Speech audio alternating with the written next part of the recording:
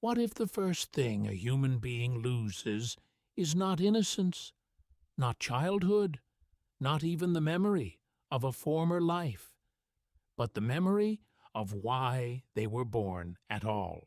Long before philosophers argued about the soul, long before temples rose in Greece, long before sacred books were copied by priests in later kingdoms, the people of ancient Sumer pressed signs into wet clay and left behind some of the oldest surviving stories humanity has ever told. These stories do not speak in the language of modern science. They do not describe the brain, neurons, infant development, or prenatal consciousness. They speak in symbols, gods, earth, water, breath, fate, labor, and divine command. And yet, hidden inside these ancient images is a question that still feels strangely alive. Where does human awareness begin? The Sumerians lived in southern Mesopotamia, between the Tigris and Euphrates rivers, in a land where mud could become brick, rivers could become roads, and clay could become memory. Their cities were among the first great urban centers in human history. Uruk, Ur, Eridu, Lagash, Nippur, names that now sound like fragments from a dream, but once echoed with temple songs, market voices, footsteps of workers, chants of priests, and the scratching of reeds across clay tablets. Imagine the scene. A scribe sits in the dim light of a temple room. Outside, the city breathes beneath the sun. Farmers move along irrigation canals. Workers carry baskets of clay. Priests prepare offerings. Somewhere, a child is being born into a world already filled with names, duties, gods, and debts. The infant cries, but remembers nothing. Not the womb, not the first darkness, not whatever came before breath. Then the scribe presses symbols into clay. Those marks would outlive kings. They would outlive cities. They would outlive the language of the people who made them. This is the first mystery. Sumerian civilization was obsessed with memory. Clay tablets preserved contracts, hymns, myths, royal inscriptions, school exercises, offerings, and stories of creation. In a world where floods could destroy fields, enemies could burn cities, and generations could vanish into dust, writing became a weapon against forgetting. But the most important forgetting was never solved by writing. No tablet records the thoughts of a newborn. No hymn tells us what the first breath feels like from inside the body. No myth gives a literal memory of birth. Archaeologists know this with certainty. What survives from Sumer is not a scientific record of infant consciousness. It is a sacred imagination of human beginnings. But that sacred imagination is powerful. In several Mesopotamian creation traditions, humanity is not described as accidental. Human beings are made, shaped, formed for a purpose. Sometimes clay is involved. Sometimes divine blood appears in later Babylonian versions. Sometimes goddesses of birth shape bodies. Sometimes wisdom gods guide the process. The human is not merely born. The human is manufactured at the boundary between earth and divinity. Why would the first civilizations imagine humanity this way? Perhaps because every birth repeats the oldest mystery in miniature. A body appears, breath enters, a name is given, a helpless being slowly awakens into a world it did not choose, surrounded by rules it did not create. By the time memory begins, the most astonishing events have already happened. You were conceived. You were carried. You emerged from darkness. You received a name. You entered a family, a language, a history, a world of invisible expectations, and you remember none of it. This is where the Sumerian imagination becomes haunting. Their myths often describe humans as beings who arrive inside a cosmic order already established by the gods. The rivers already flow, the temples already stand, the divine offices already exist. The duties of heaven and earth have already been divided. Human beings awaken inside a structure that came before them. Could this be the first lost memory? Not a personal scene, not a literal picture from before birth, but the lost awareness of belonging to a larger design. Ancient texts describe gods organizing the world, assigning functions, naming things, and setting boundaries. Archaeologists can show us the cities, tablets, seals, graves, temples, and administrative systems that surrounded those beliefs. Historians can explain that myths helped ancient societies understand work, kingship, death, fertility, and social order. Modern interpreters sometimes suggest that these stories also reflect a deeper psychological truth. Human beings awaken into life already separated from their origins. That separation may be the birthplace of wonder. A baby does not ask where it came from. A child eventually does. A civilization does the same. Sumerian mythology can be read as one of humanity's earliest attempts to answer a question no one can remember experiencing.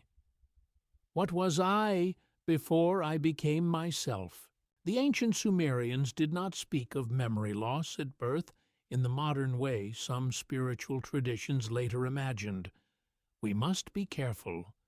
There is no known Sumerian tablet that simply says every soul remembers everything before birth and then forgets. That would be a false claim, but their texts do circle around themes that feel close to the edge of that mystery. Creation from clay, divine planning, names that shape destiny, fate decreed before human action, dreams that arrive from hidden realms, the underworld as a place of shadow, the power of writing to preserve what flesh cannot. Each theme points toward one unsettling idea. Human life begins inside forgetfulness. The first cities knew this. Their entire world was built against disappearance.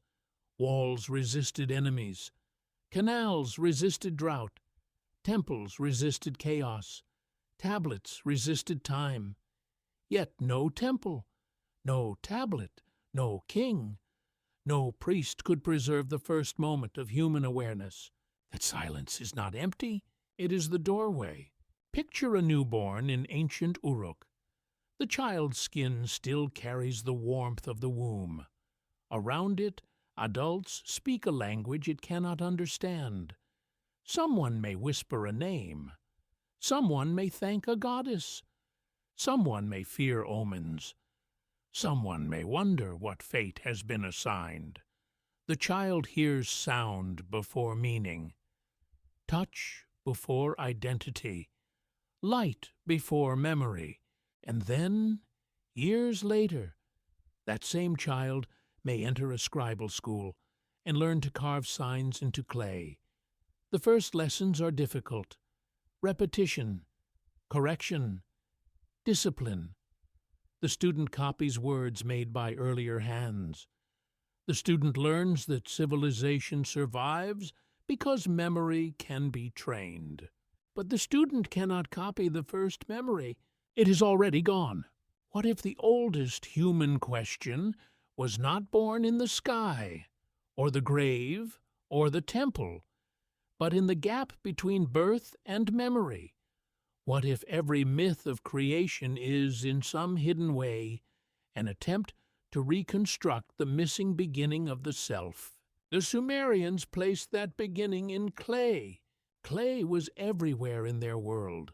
It formed bricks, tablets, seals, bowls, figurines, and foundation deposits. It was ordinary and sacred at once, soft enough to shape, hard enough to preserve. It could receive the mark of a reed and hold a voice for thousands of years. Is it any wonder that human beings themselves were imagined as clay-like creatures, shaped by forces beyond their understanding? A clay tablet remembers what a body forgets. But what exactly did the clay preserve? Not the first cry, not the first sensation, not the hidden life before birth. Instead, it preserved the mystery around them. And that may be why these ancient stories still disturb us. They do not give a simple answer. They place us at the threshold between matter and meaning. They ask us to imagine that our lives began before our memories, that our identities were shaped before we could speak, and that every human being enters the world carrying an absence where the first answer should be. So the mystery is not whether the Sumerians secretly possessed a modern doctrine of prenatal memory. The evidence does not support that. The deeper mystery is more subtle, and perhaps more powerful. Why did the first writers of civilization preserve stories in which humanity is formed, assigned, named, and awakened by powers it cannot fully remember? And if the earliest clay tablets describe humans as beings shaped from earth and placed inside a divine order, then what part of ourselves did we forget the moment we opened our eyes? What if the first memory humans lose is hidden not in the sky, but beneath the water? Ancient Sumerian imagination did not begin with empty space. It often began with depth, beneath the visible world, beneath the soil where crops grew, beneath the riverbanks where reeds bent in the wind. There was a mysterious realm called the Abzu. It was not simply an ocean. It was not merely groundwater. In Sumerian thought, the Abzu was a sacred deep, a hidden source of life, wisdom, fertility, and divine power. To modernize, water is a substance. To the Sumerians, water could be a doorway. This is where Enki enters the mystery. Enki, known later in Akkadian tradition as Ea, was one of the great gods of Mesopotamia. He was associated with wisdom, fresh water, magic, creation, craft, purification, and hidden knowledge. His temple at Eridu, one of the oldest sacred cities in southern Mesopotamia, was linked with the deep waters below the earth. In mythic imagination, Enki did not merely possess knowledge, he seemed to dwell at its source. Why would wisdom live beneath the world? Why would the God who understands creation be connected not with thunder, not with war, not with the burning sun, but with the unseen waters below? In the riverlands of Sumer, this made perfect sense. Civilization depended on water that appeared almost like a miracle. The Tigris and Euphrates flooded, withdrew, nourished, destroyed, and renewed.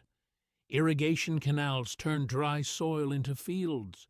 Marshes sheltered fish, birds, reeds, and boats. Wells reached downward into hidden reserves. Life rose from what could not always be seen. To live in Sumer was to understand that the visible world depended on an invisible depth. This physical truth became a spiritual symbol. The Abzu was not the same as the underworld of the dead. It was more mysterious. It was a place of origin, a reservoir beneath existence. In temple ritual, sacred water was used for purification.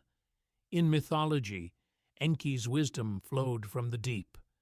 His connection to creation suggests that human beings, too, were imagined as emerging from forces they could not remember and could not control. A child born in ancient Mesopotamia entered a world where water had already prepared everything. The fields had been soaked, the clay had been softened, the bricks had been molded, the tablet had been shaped.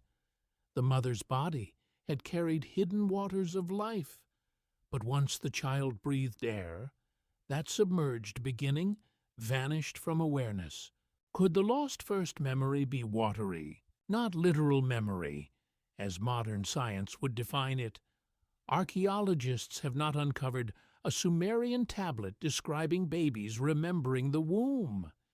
Historians do not claim the Sumerians had a formal theory of prenatal consciousness, but the symbolism is difficult to ignore.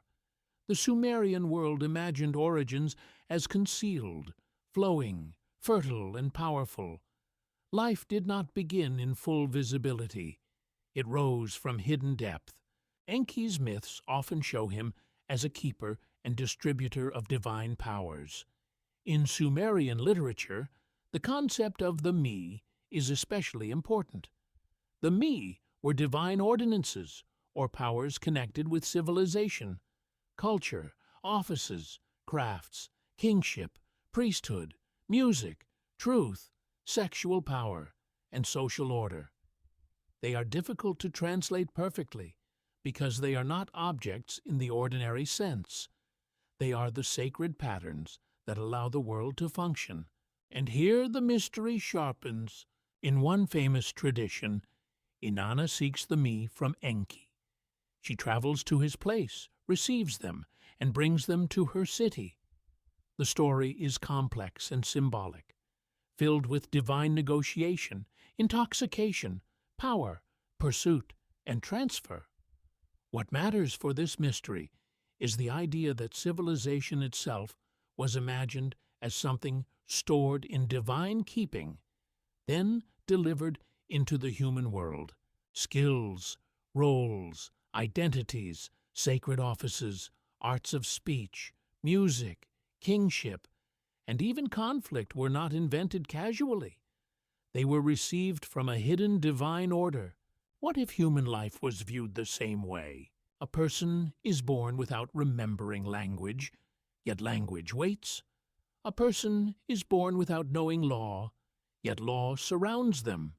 A person is born without understanding labor, family, gender roles, ritual obligations, or death customs. Yet all these powers are already present.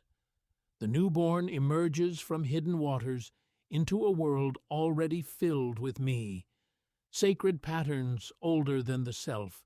This is not proof of a secret doctrine. It is a pattern of thought.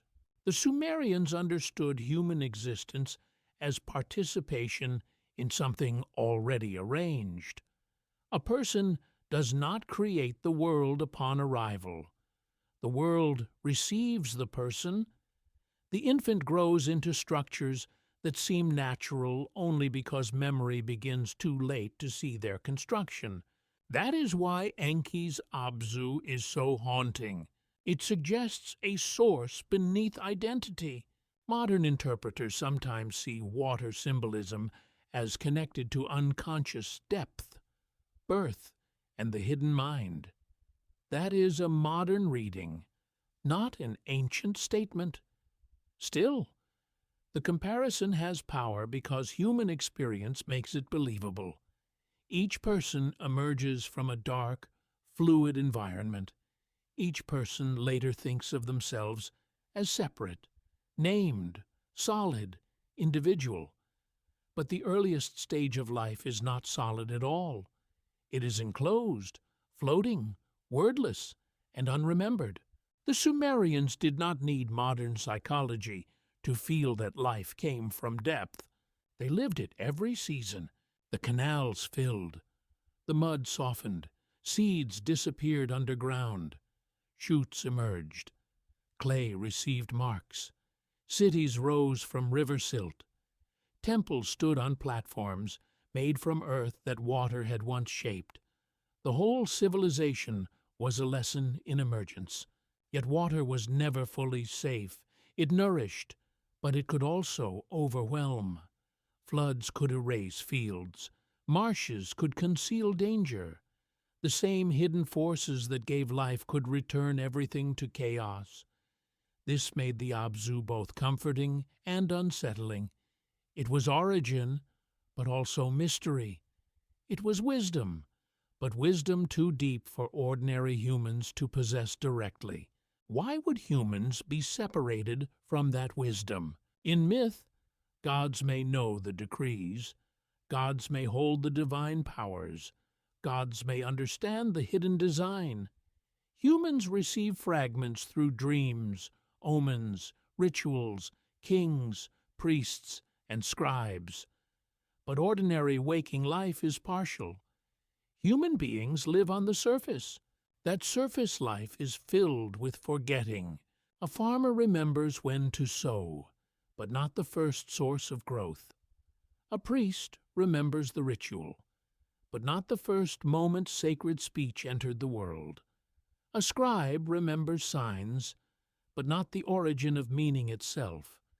A mother remembers pain and birth, but the child remembers neither. The newborn is the center of the event, and yet carries away no memory of it. This may be the most human form of exile. To be born is to rise from the Abzu of the body into the brightness of separation. To be named is to leave the nameless waters. To speak is to lose the silence that held everything without words. Enki's wisdom, flowing beneath the world, leaves us with a strange possibility. Perhaps the first lost memory is not an image, but a condition, the memory of being connected to the source before identity hardened around us. The ancient clay tablets do not solve this. They preserve something more valuable than a solution. They preserve the shape of the question. If wisdom begins in the hidden waters, and human beings awaken only on the surface, then what did the soul hear in the deep that the waking mind can no longer remember? What if the human body was not imagined as perfect at the beginning, but as a sacred experiment?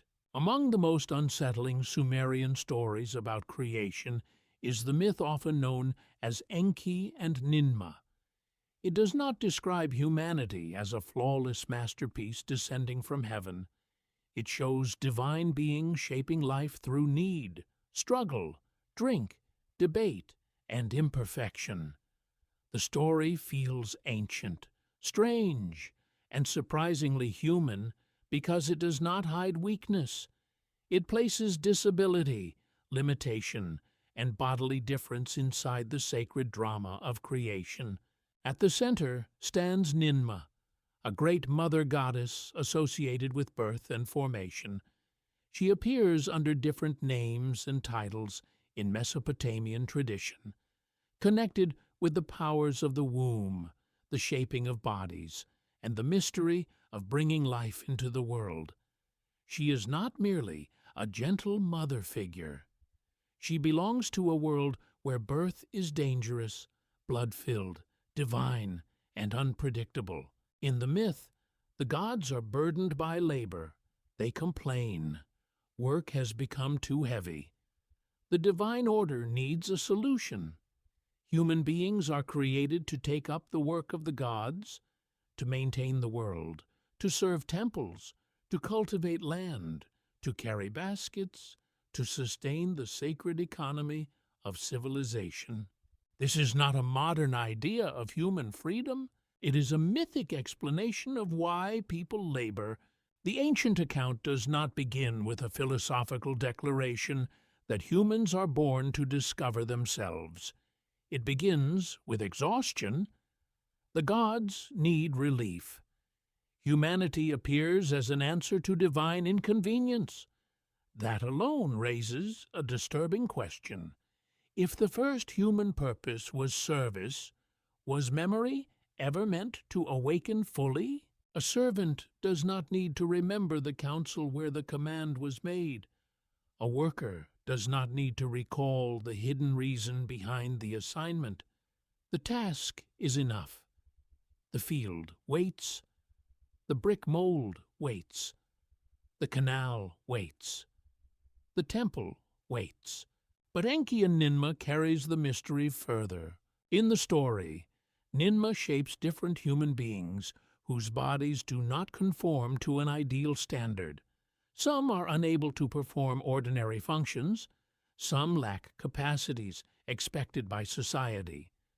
Then Enki assigns each one a place, a way to live, a social role, or a form of support. The myth is not simple, and modern readers must be careful not to flatten it into a modern moral lesson. It reflects an ancient world with ancient assumptions, yet it clearly shows that bodily difference was not outside divine attention. This is important. The Sumerian imagination did not only ask, "Where did humans come from?" It also asked, "Why are humans born different? Why does one person arrive strong and another fragile? Why does one speak easily while another struggles? Why does one body move freely while another body resists? Why does fate seem uneven from the first breath?" The answer given is mythic, not medical. Bodies are shaped within divine activity. Human limitation is not ignored. It is placed inside the world's sacred structure. And here, the mystery of lost memory becomes more intimate. No person remembers choosing their body. No person remembers accepting their height, face, voice, illness, strength, weakness, family line, sex, birthplace, or the first conditions of survival. These are not small details. They become the frame through which life is experienced. Yet consciousness awakens only after the frame is already built. What if this was one of the oldest shocks behind creation myth? A human being wakes up inside a body already assigned. The child does not remember the forming. The child does not remember the hidden shaping. The child does not remember the moment when possibility became flesh. By the time the self begins to say, "I," the body has already spoken for it. To the Sumerians, the body was not just biological matter. It belonged to a network of gods, rituals, omens, family duties, temple obligations, and social identity. Birth was never private in the modern sense. It connected the household to divine forces. It carried risk for mother and child. It invited prayers, fears, and interpretations. A birth could be welcomed as blessing, read as omen, or surrounded by ritual concern. The goddess of birth stood at the threshold where humans had no memory and no power. Ninmah's role makes that threshold visible. She measures, shapes, and brings forth. Her presence suggests that identity begins before speech, before memory, before personal will. The person arrives already marked by form. Modern archaeology can show figurines, plaques, seals, temple remains, and written traditions connected with goddesses, birth, and fertility across Mesopotamia. Historians can examine how societies understood reproduction, divine motherhood, and the social meaning of children. But the inner experience of birth remains unreachable. The infant leaves no inscription. The womb keeps no archive. So myth steps into the silence. In Enki and Ninmah, creation is not clean. It is tense. It contains trial and response. It suggests that the human form is a problem the gods themselves must confront. This is far from the polished image of humanity as a finished statue. It is closer to wet clay in the hands of powerful beings, still soft, still vulnerable, still uncertain.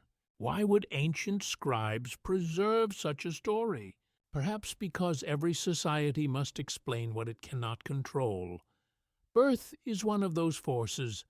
Even today, with science, imaging, medicine, and genetics, Birth remains a crossing filled with uncertainty. In ancient Sumer, that uncertainty was even more visible. Mothers died, infants died, bodies emerged in unexpected ways. Families searched for meaning, because meaning was a form of survival. The myth gives the unknown a face. Ninmah becomes the divine presence at the moment when flesh is decided and memory is absent. And yet Enki's role is equally mysterious. He does not merely watch, he responds with wisdom.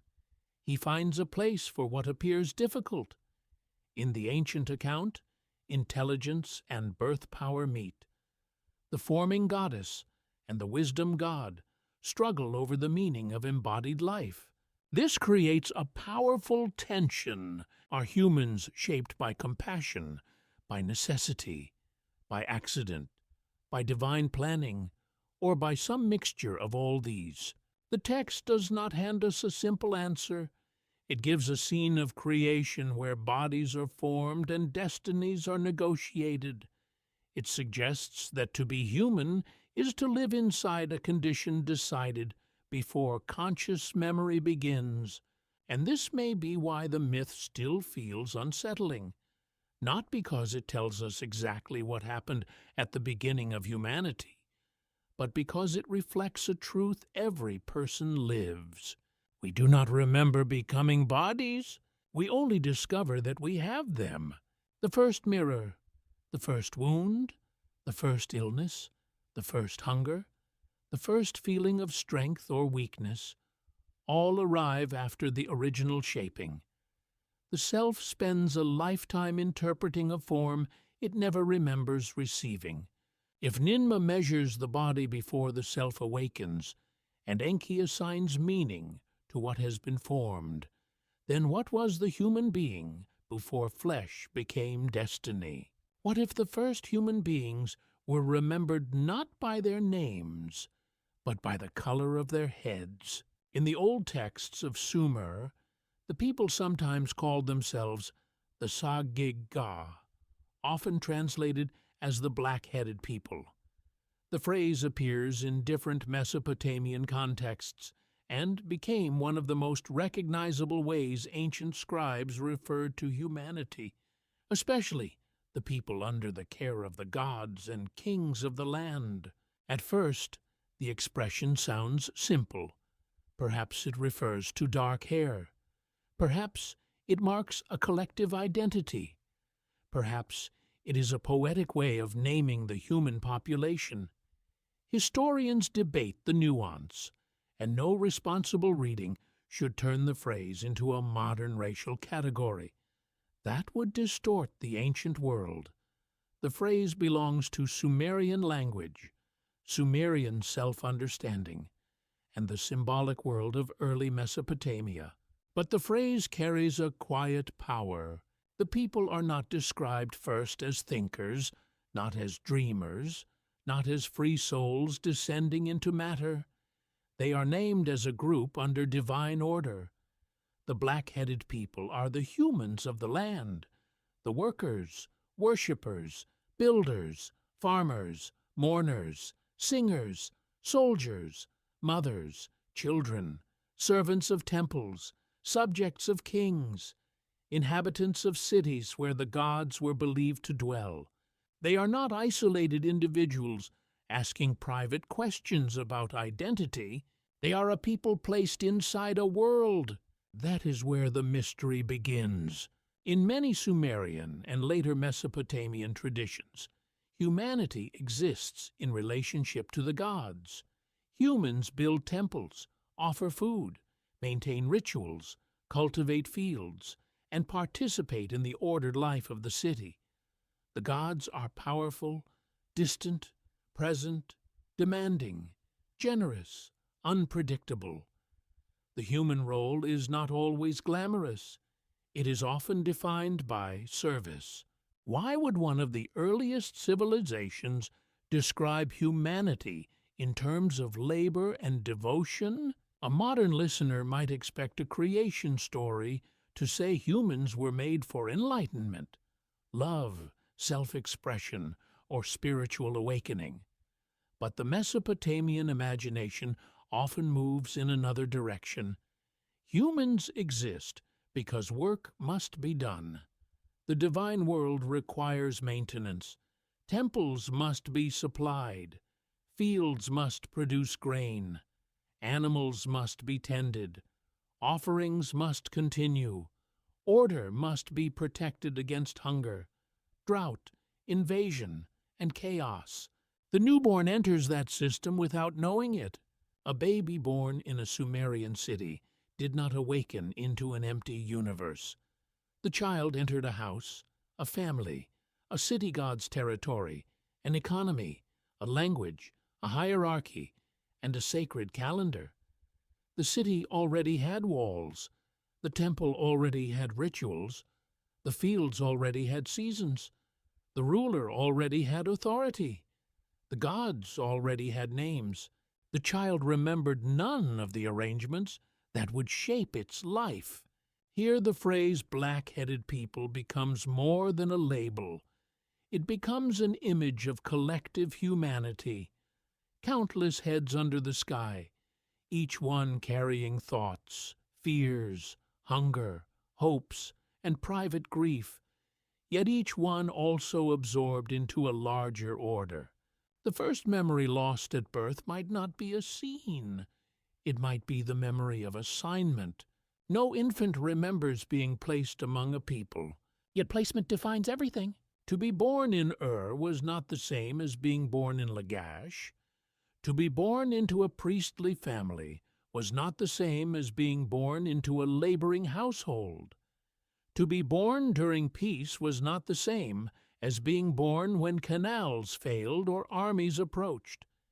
Every human life began with conditions already written into the world, but the person who would live them arrived without explanation. Ancient Sumerian texts often portray kings as chosen, strengthened, or favored by gods. Royal inscriptions speak of rulers building temples, restoring order, defeating enemies, digging canals, and serving divine commands. The king stands between gods and people. He becomes the visible guardian of an invisible structure. But what about the ordinary person, the field worker, the potter, the brewer, the singer, the shepherd, the woman grinding grain, the child carrying reeds, the old man remembering a flood season, the widow bringing offerings for the dead? Their names rarely survive unless caught in administrative tablets, legal records, or offerings. Most human beings passed through history like breath through a reed hut, and yet the texts preserve the category, the black-headed people. A whole humanity remembered, while individual memories vanished. This creates a strange reversal.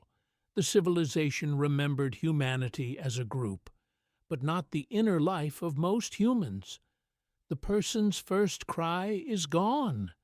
The mother's whispered words are gone. The childhood fears are gone.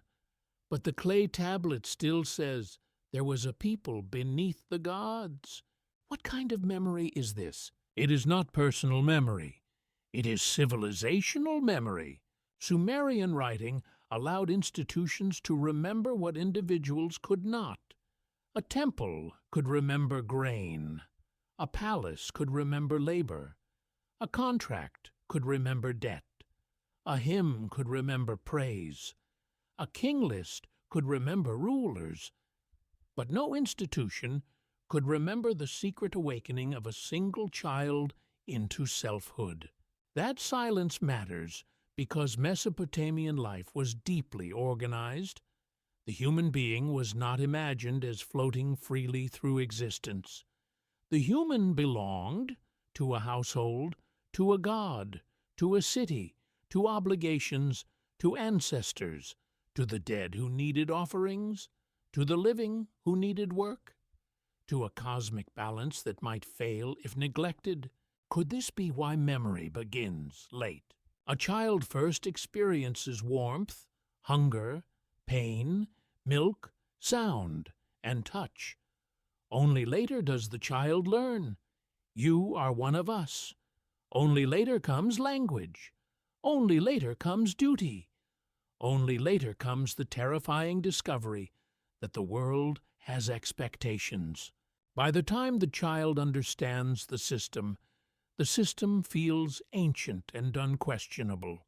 This is how civilizations enter the mind, not all at once, not through one command, through repetition, through names, through meals, through punishments, through songs, through work, through stories told beside lamps, through rituals performed before the child understands their meaning. The black-headed people are born into memory made by others. They inherit what they cannot remember choosing. Modern historians see in this a powerful social function of myth. Creation stories helped explain why the world was ordered the way it was. They gave sacred meaning to labor, kingship, temple service, and social roles. They connected human hardship to cosmic purpose. This does not mean ancient people never questioned suffering.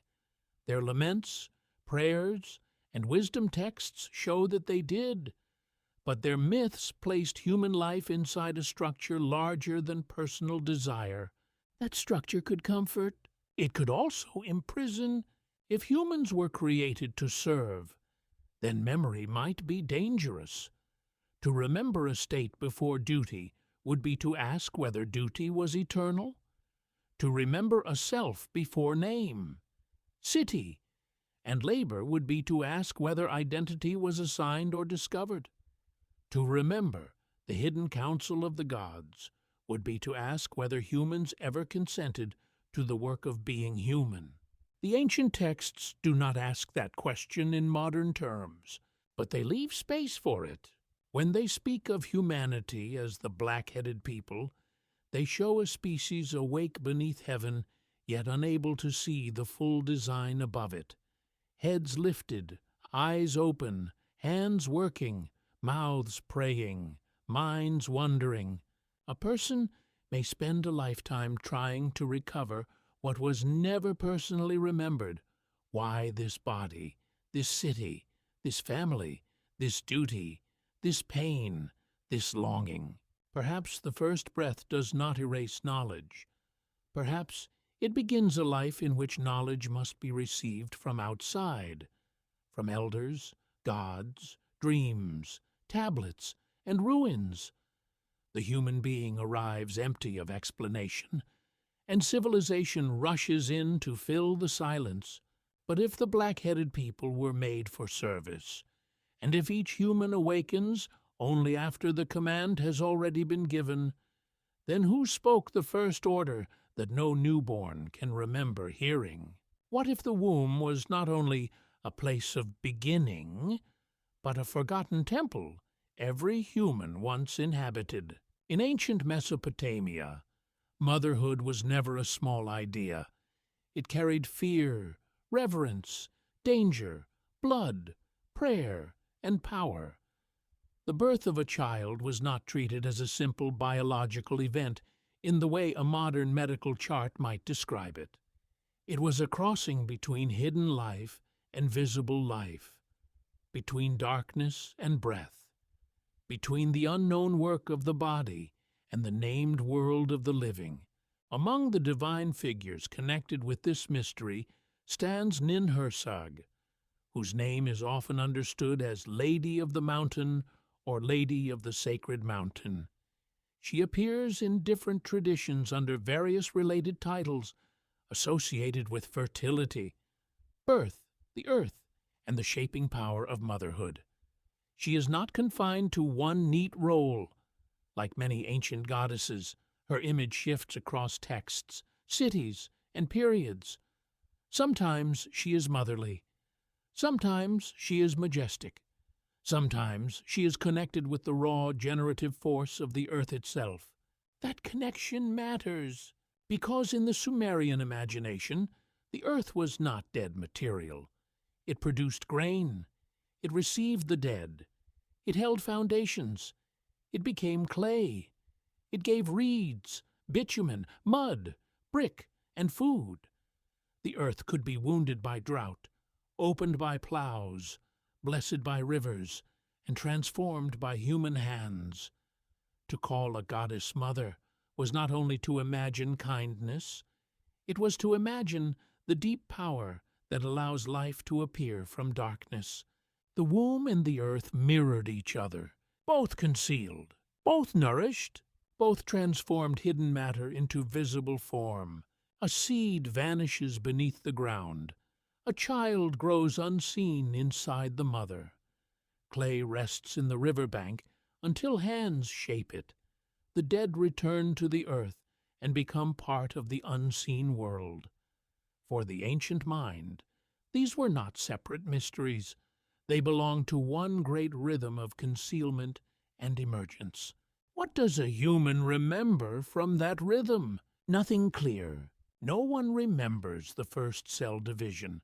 No one remembers the first heartbeat. No one remembers the formation of hands, eyes, spine, skin, and mouth. No one remembers the time when sound arrived as vibration through water and flesh.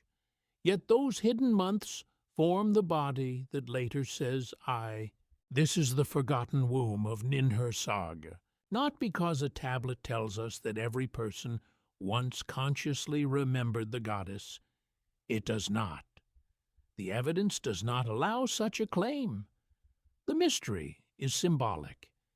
The ancient stories place human formation within sacred forces, while human awareness begins only after the forming is already complete. The most important construction of the self happens without the self watching. That is almost unbearable to consider. The person who later fears death, loves music, desires meaning, touches clay, learns a name, and wonders about the gods began in total dependence. There was no speech, no social identity, no memory that can be carried into adulthood. The earliest human existence was hidden inside another body, fed by another life, vulnerable to dangers the future child would never recall. Ancient people knew the danger of this threshold more sharply than most modern listeners. Childbirth could kill. Pregnancy could end in grief. A healthy infant was not guaranteed. Rituals, prayers, amulets, incantations, and divine appeals surrounded reproductive life because birth was a place where hope and terror met. A mother might carry life, but she could not fully control the outcome. A family might pray, but the gods remained mysterious. A child might arrive, but the reason for its fate was unknown. Ninhursag represents this sacred uncertainty. She is not simply the mother of one child. She is the image of generative power itself, the mountain-like force from which life descends into the world. Mountains were not common in the flat southern riverlands in the same way they were in surrounding regions, which gives the image extra force. A sacred mountain suggests height, origin, stability, and awe. A mother goddess bearing such a title becomes more than a household figure. She becomes cosmic terrain. The womb becomes landscape. The body becomes earth. Birth becomes descent from a hidden height into the lowlands of ordinary life. Could this be why ancient birth imagery feels so close to creation itself? Every infant repeats the world's beginning. Darkness before light, water before air, form before name, dependence before selfhood, cry before language, touch before thought. The child is born from a place it cannot revisit in memory, and yet the body remembers in ways the mind does not. Hunger remembers dependence. Fear remembers vulnerability.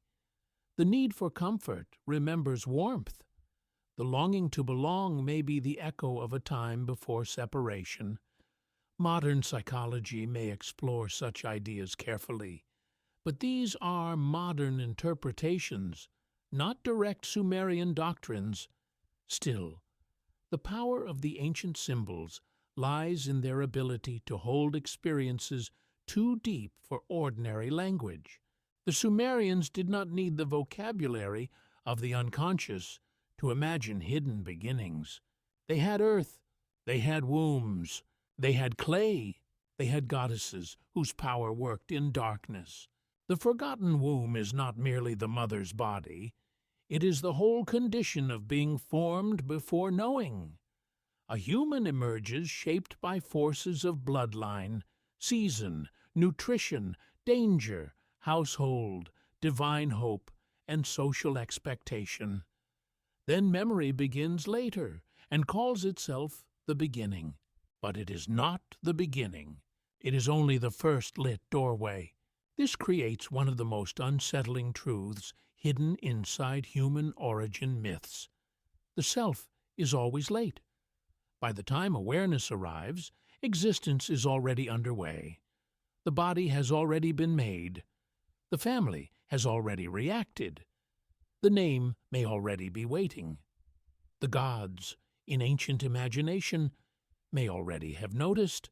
Perhaps this is why mother goddesses occupy such powerful places in early religious imagination. They stand where human knowledge fails. They give a face to the invisible work that precedes memory.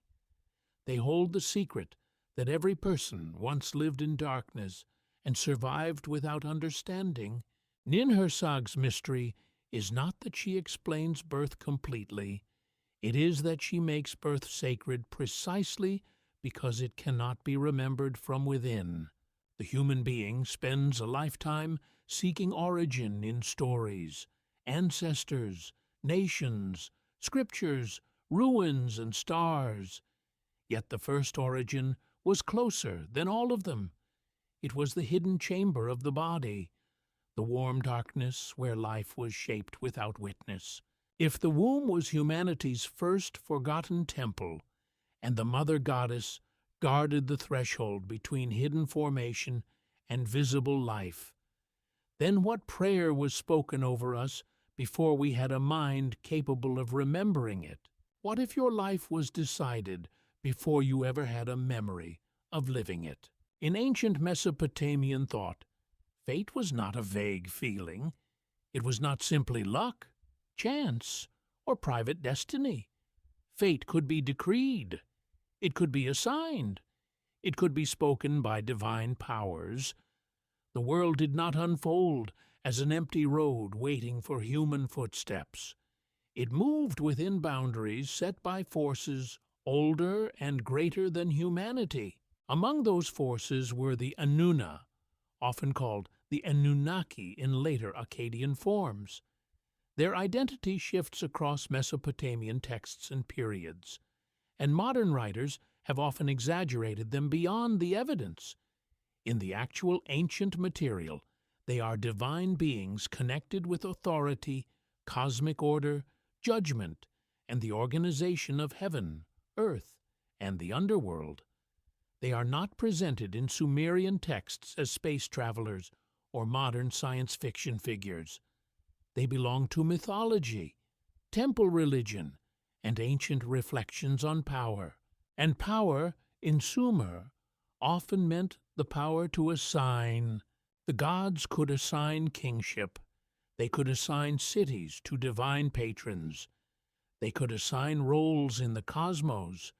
They could determine victory, fertility, disaster, protection, punishment, and restoration.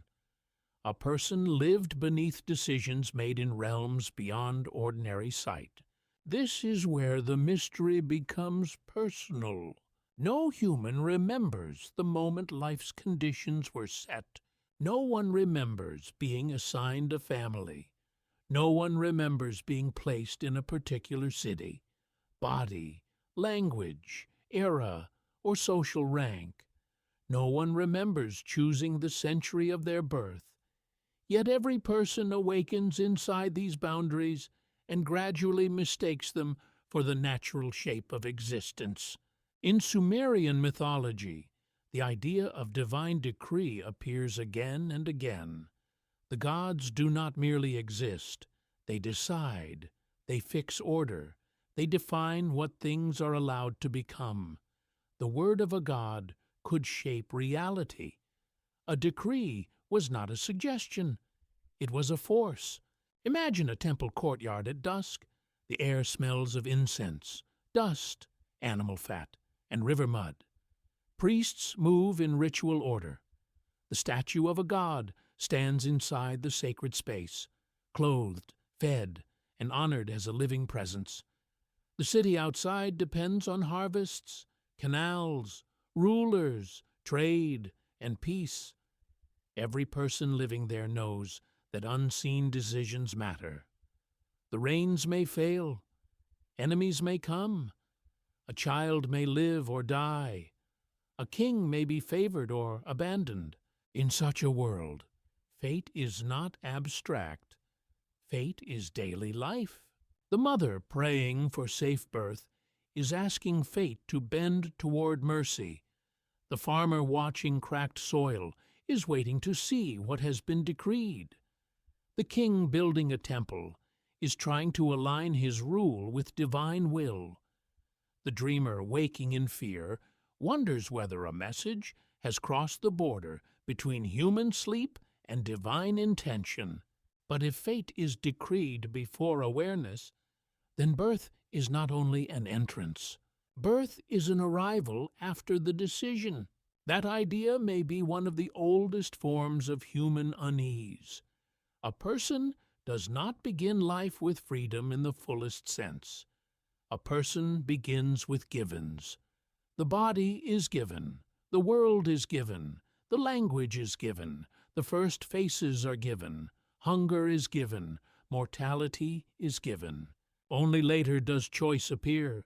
Ancient texts do not present this in modern philosophical language. They do not speak of genetics, social conditioning, infant memory, or existential freedom. But they dramatize the same tension through gods and decrees. Human beings act, suffer, pray, build, and choose, but always beneath a sky where greater powers have already spoken. The Anunna make that tension visible. They represent a divine assembly, a world where authority is not singular in a simple way, but layered. Decisions emerge through councils, ranks, relationships, commands, and sacred offices. This resembles the structure of early cities themselves. Sumerian society was organized around temples, households, rulers, labor groups, scribes, officials, and obligations. The divine world often reflected the human world, but magnified it until it became cosmic. Why would ancient people imagine heaven as an administration? Because their lives were administered. Grain was counted, labor was counted, offerings were counted, land was measured, names were recorded, duties were assigned. Clay tablets preserved transactions with severe precision. The city was a machine of memory, and the gods were imagined as the ultimate authorities behind the order. A newborn entered this system as someone not yet counted by their own mind. Others counted first. The family counted the child. The household received the child. The city contained the child. The gods, in the ancient imagination, may already have known the child's place. The self came later, slowly rising inside a life already surrounded by records, rituals, expectations, and invisible decrees. This creates a haunting possibility. Perhaps the first memory every human loses is the memory of the decree itself.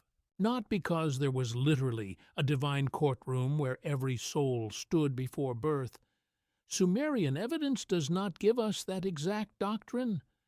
But symbolically, the ancient idea of fate speaks to a universal human condition We arrive inside decisions we did not make. Modern historians may interpret fate-decreeing gods as part of a religious system that explained uncertainty, legitimized authority, and gave meaning to suffering.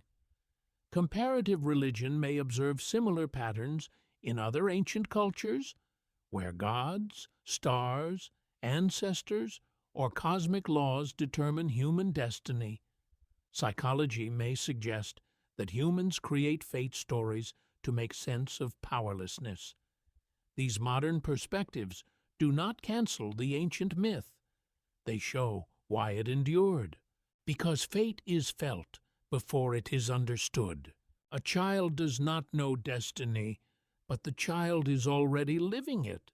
The first illness, the first comfort, the first fear, the first voice, the first absence, the first touch of love or neglect, all arrive before conscious memory becomes stable. These early conditions can shape a life with enormous force, yet the adult rarely remembers their beginning. The person may later ask, "Why am I this way?" and find only fragments. Ancient Sumer answered fragments with gods. The gods decreed because human beings could not see the origin of their own pattern. There is a strange mercy in this, but also a terror. If fate exists, perhaps suffering has meaning. If fate exists, perhaps life is not random. But if fate is already written, then what is human freedom is prayer, a conversation or an appeal. Is ritual obedience or negotiation? Is memory a gift or a veil? The Anuna stand at the edge of these questions. They do not speak with one voice across all texts, but their presence evokes a universe where human existence is never isolated. Every life belongs to a network of decrees. Every city stands beneath divine authority. Every king rules only while cosmic permission holds, and every child opens its eyes without remembering the moment permission was granted. That is the deepest unease in the ancient idea of fate. It suggests that human beings are born into consequences. We inherit a design we cannot fully read, and then spend our years trying to decide whether we are obeying it, resisting it, or discovering it one sign at a time. If the gods decreed fate before memory began, and every human life opens inside a pattern already set in motion, then how much of what we call ourselves was chosen before we ever learned to speak? What if the first memory was never hidden inside the mind, but written on a tablet no human could read? For the Sumerians, writing was more than a tool. It was a miracle of preservation. A spoken word vanished into air, but a pressed sign could remain. A transaction could be remembered. A hymn could be copied. A boundary could be proven. A royal name could stand against time. A temple could preserve offerings long after the hands that gave them had turned to dust. Clay became the place where memory survived the body. This is why the image of the tablet is so powerful. In ancient Mesopotamia, tablets were everywhere in the world of administration and sacred learning. They recorded grain, livestock, land, labor, omens, school exercises, myths, rituals, letters, legal cases, and royal deeds. The tablet could hold practical memory and divine imagination in the same material. A list of barley rations and a hymn to a goddess might both be preserved by the same humble substance, wet clay marked by a reed. But some tablets were not ordinary. In Mesopotamian mythology, there are traditions surrounding divine tablets, heavenly writings, and cosmic decrees. Later, Akkadian stories speak of the Tablet of Destinies, an object associated with authority over divine order. Its exact role varies across traditions, but the central idea is clear enough. Writing could symbolize power over reality itself. To possess the written decree was to possess more than information. It was to possess command. That idea is astonishing. In the human world, a tablet remembered what had happened. In the divine world, a tablet could represent what must happen. This difference opens a door into the mystery of birth. Every person enters life as though a tablet has already been written. The body has its limits. The family has its history. The city has its laws. The sky has its seasons. The dead have already lived. The language has already formed. 1,000 invisible inscriptions surround the newborn, but the newborn cannot read any of them. The infant is born into text before it can understand signs. Sumerian scribal culture makes this image even sharper. Writing was not easy.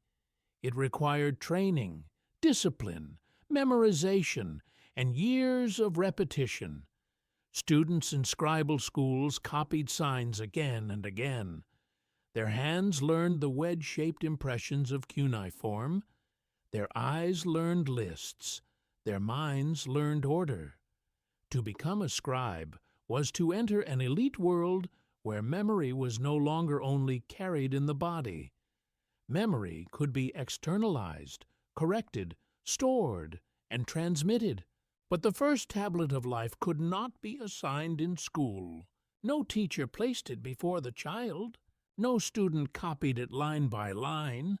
The first tablet was already present in the conditions of existence. Think of the newborn as a reader who cannot yet read.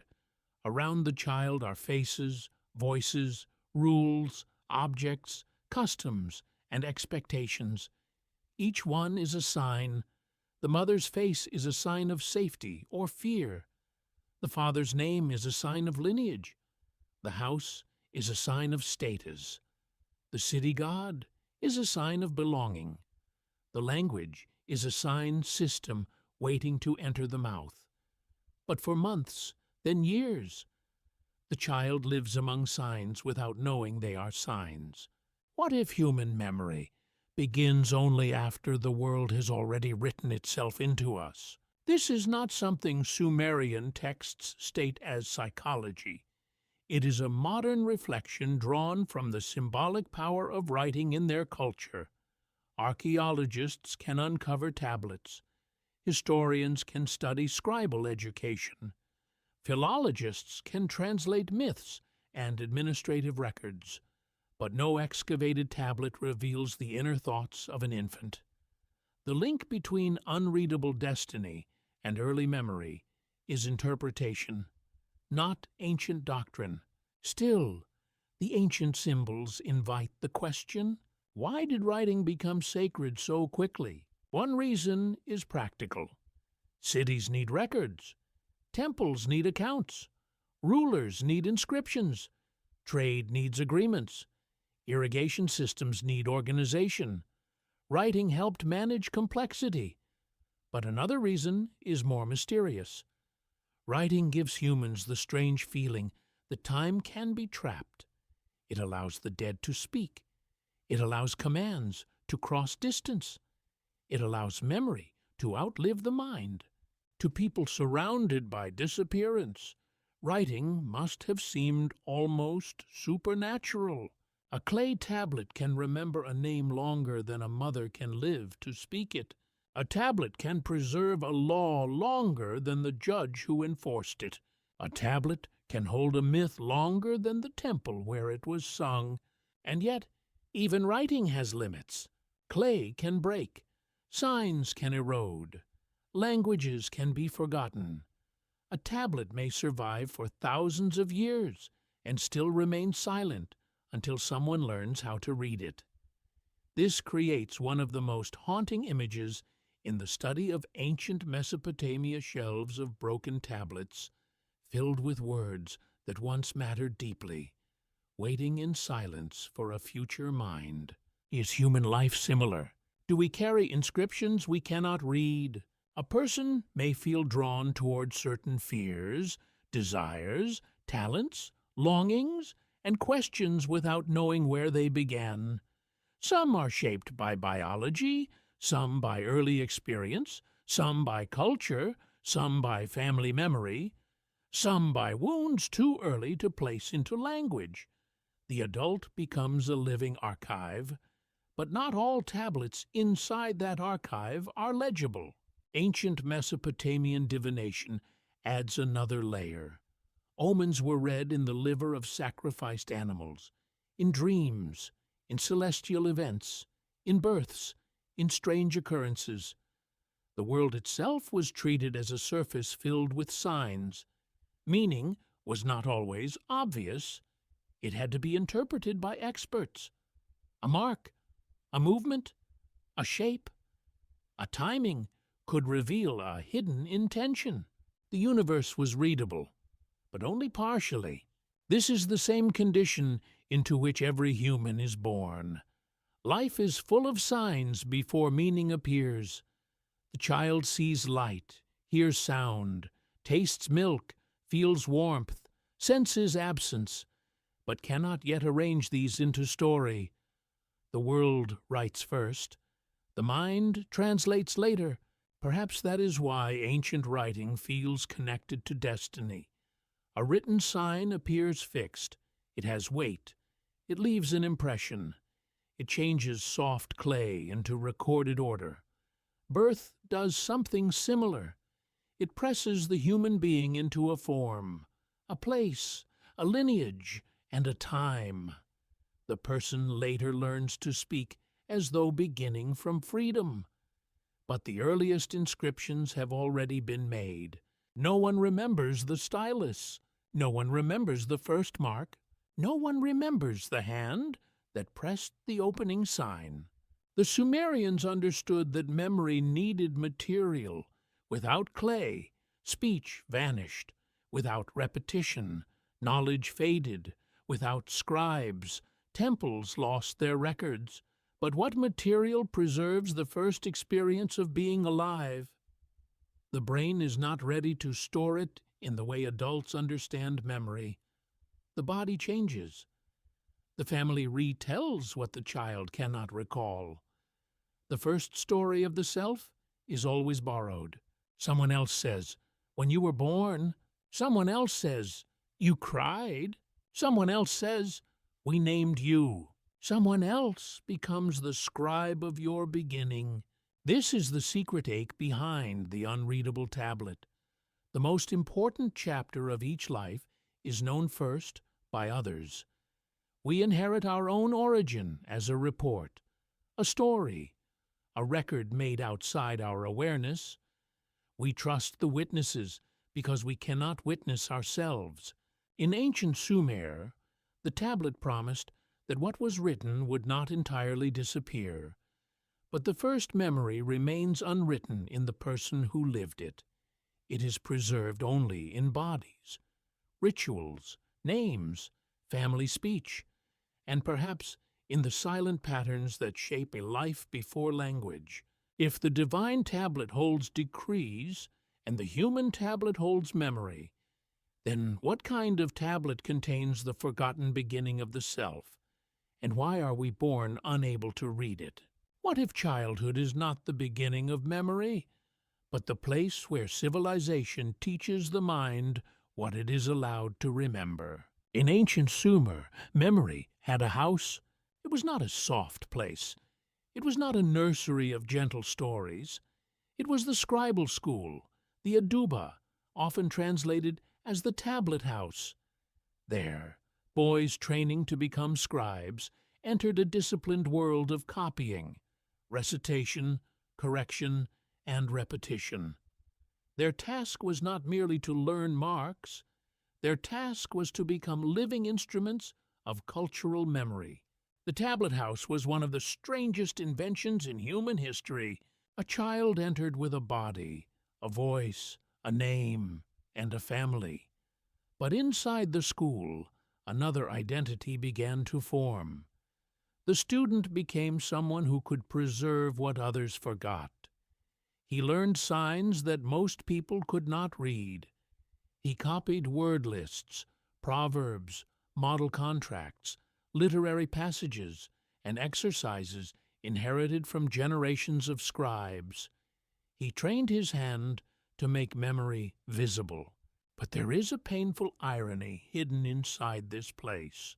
The student learned how to remember civilization, but he could not remember his own beginning. The scribal school shows us something essential about Sumerian life. Memory was not trusted to feeling alone. It had to be trained. It had to be pressed into clay. It had to be repeated until the hand obeyed. It had to be corrected by teachers who carried authority. The past was not simply behind people. It was actively rebuilt every day through discipline. Imagine the tablet house at dawn. Young students sit with clay tablets balanced before them. The air is thick with dust and nervous concentration. A teacher speaks. A sign is demonstrated. A student presses too deep, too shallow, too crooked. The clay records the mistake without mercy. Another tablet is smoothed. Another attempt begins. Somewhere, a child's hand trembles beneath the weight of signs older than his own life. This is not natural memory. This is manufactured memory. Every civilization must teach its children what matters. It chooses names, gods, songs, fears, heroes, enemies, rules, numbers, stories, and punishments. A child does not arrive knowing any of these. The child arrives open, dependent, and forgetful. Then the world begins to inscribe itself. The Sumerians understood this with unusual force because their society depended on trained memory.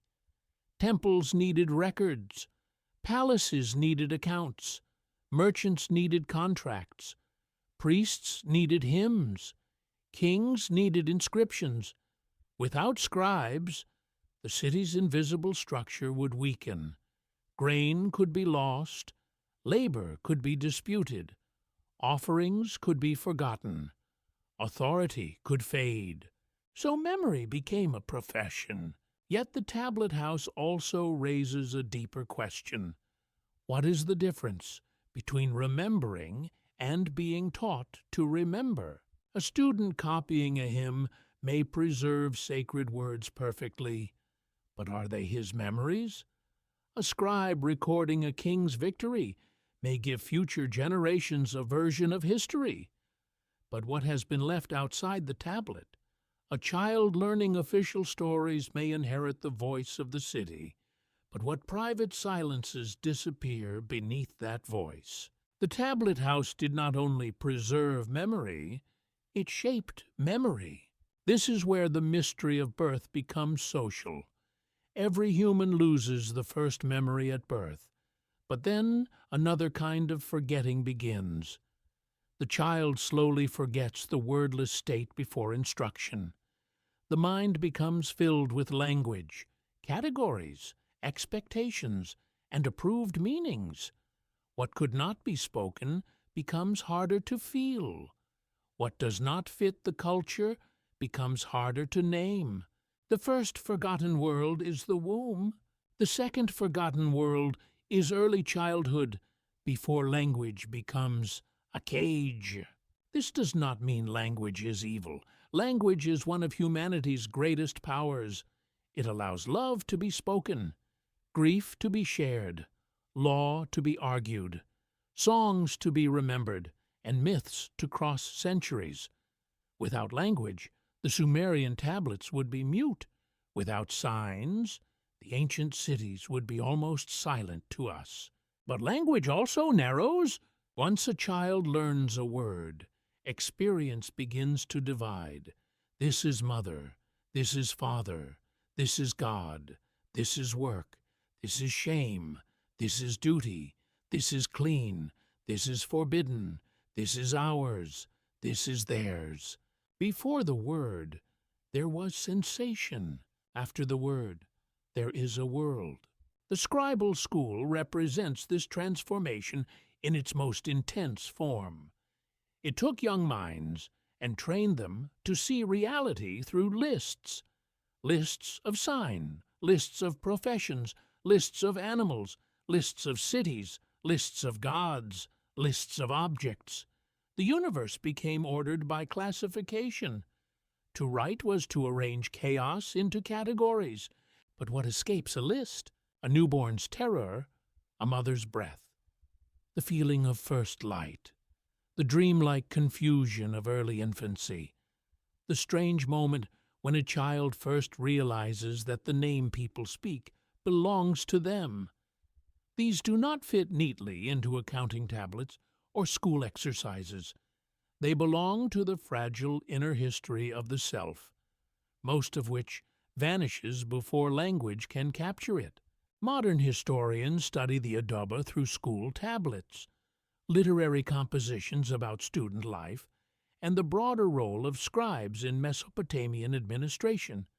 Some texts portray the school as strict, even harsh. Students complain, teachers correct, fathers encourage, and the path to scribal status requires endurance. These details reveal that writing was not only intellectual, it was social pressure, ambition, discipline, and sometimes fear. Could memory itself be shaped by fear?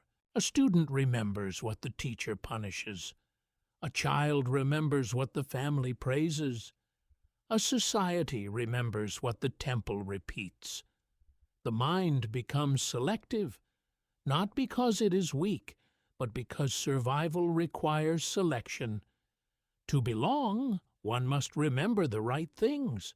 This is why the house where children learned may also be called the house where children forgot. They forgot the untaught self. They forgot the time before symbols. They forgot the freedom of not yet knowing the official names of things. Of course, no one can live forever in wordless infancy. To remain without language would not be liberation, it would be isolation. The tragedy and miracle of being human is that we must lose one kind of existence to enter another. We lose the nameless world so we can speak. We lose the fluid world so we can stand. We lose the unrecorded beginning so we can become people with histories. Sumerian civilization chose clay as its answer to loss. When memory failed, clay remained. When bodies died, signs endured. When voices vanished, tablets waited. But the tablet house also reveals that memory is never innocent. It is taught, organized, corrected, and sometimes forced. The child who enters the school does not simply recover the past. He receives a version of the past that his culture has chosen to preserve. That makes the missing first memory even more mysterious, because it was never taught. No teacher witnessed it from within. No scribe copied it. No king controlled it. No temple archive filed it. It belongs to every human being and yet escapes every institution. It is the one beginning that civilization cannot fully own. The Sumerians built houses for memory. They trained children to preserve words.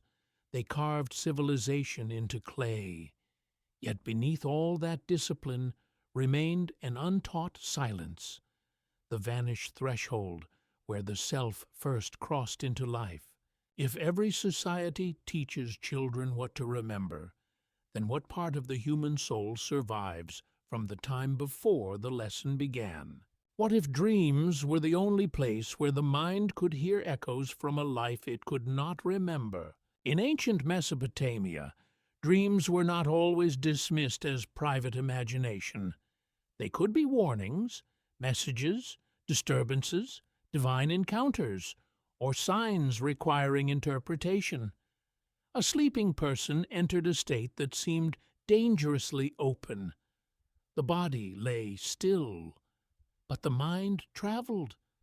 The eyes were closed, yet images appeared. The mouth was silent, yet voices could be heard. To the ancient mind, This was not ordinary. Sleep was a borderland. For the Sumerians and later Mesopotamian cultures, the world was filled with signs. The flight of birds, the shape of a liver, the movement of planets, the birth of unusual animals, the timing of events, the words of dreams, all could carry meaning. Human beings did not live in a silent universe. They lived in a world that might speak at any moment, but rarely in direct language. Dreams were among the most intimate signs because they happened inside the person. A storm could be witnessed by a whole city. An eclipse could terrify a kingdom. A strange birth could be examined by priests. But a dream appeared in the darkness of one mind. It came without permission. It used images the dreamer did not choose. It vanished quickly, leaving fear, longing, confusion, or awe. What kind of knowledge arrives without being invited? This question belongs deeply to the mystery of lost memory. A dream can feel like a recollection of something never lived.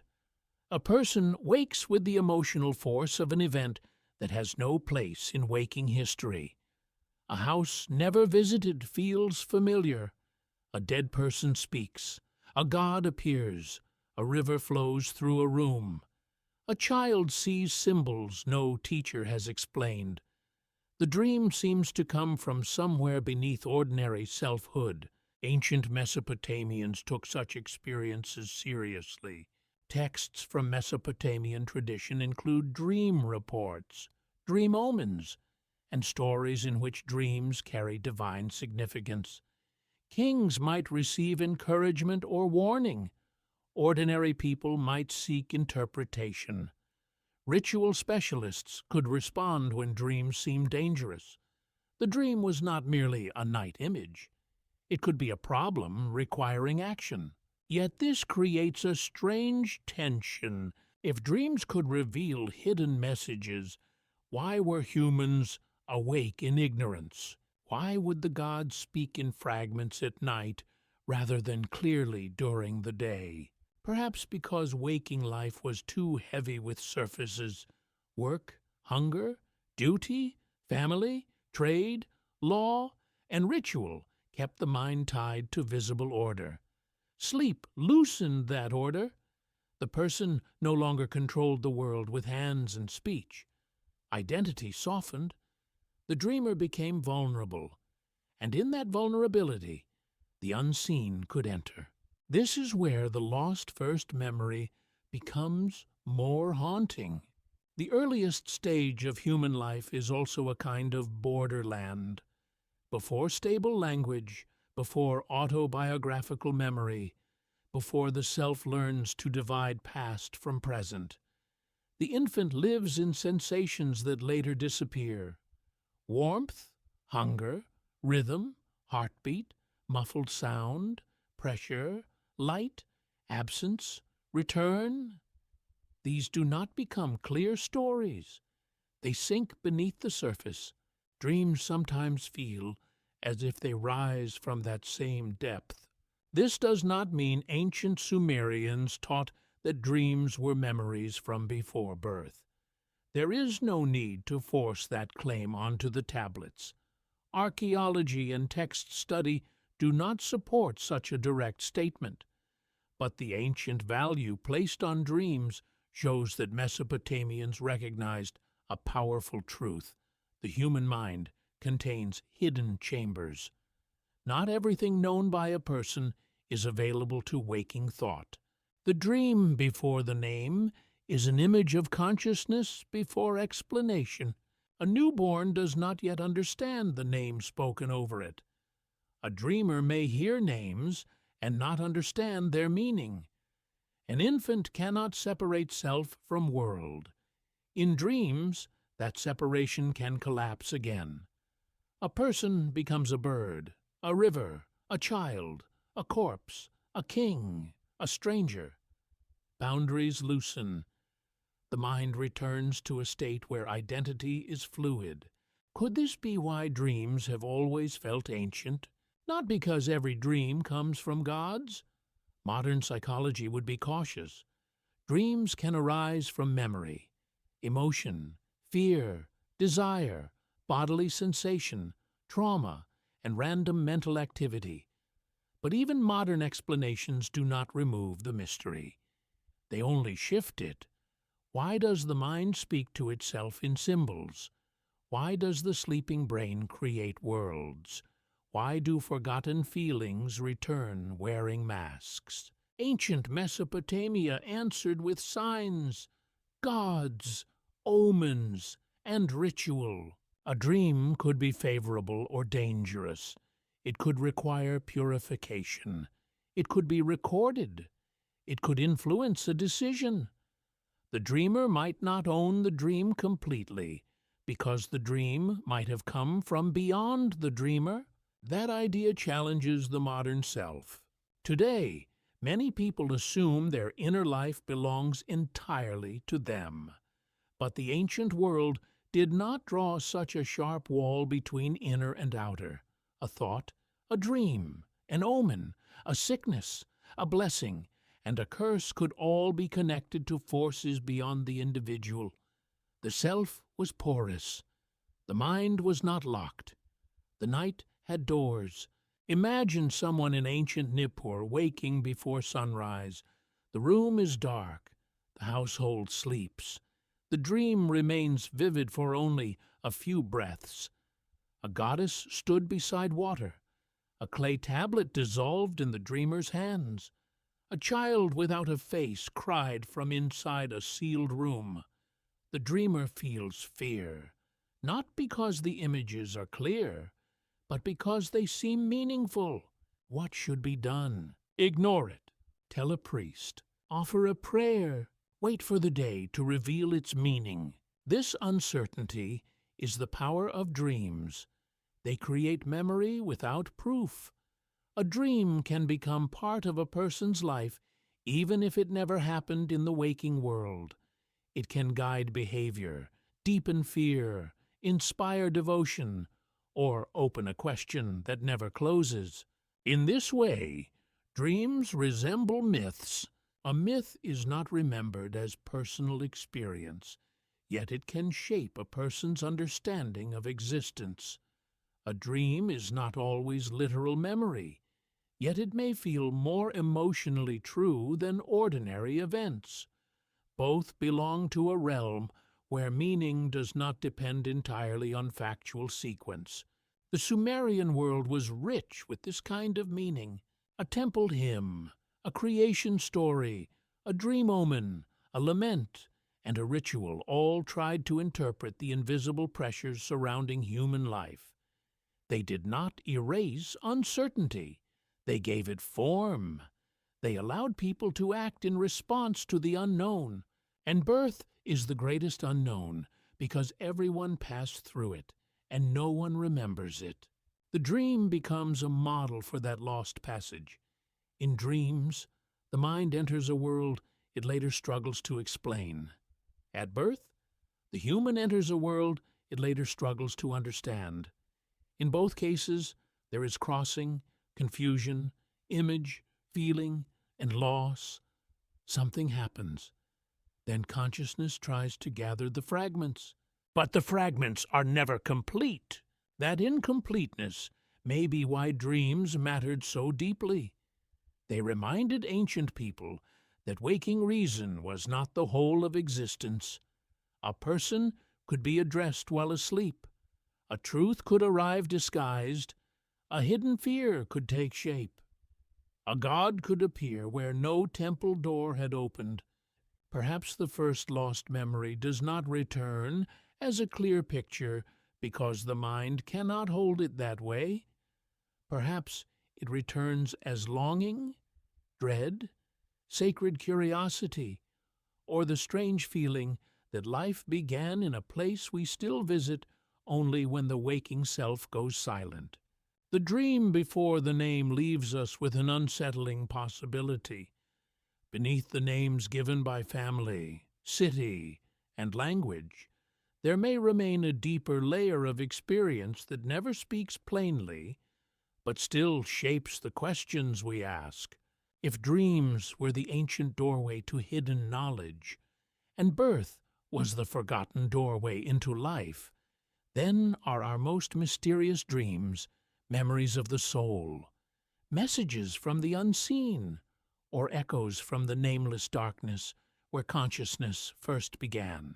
What if you did not become yourself when you were born, but when someone first spoke your name? In ancient Mesopotamia, a name was never merely a sound. It carried identity, power, relationship, and destiny. To name something was to place it within the ordered world.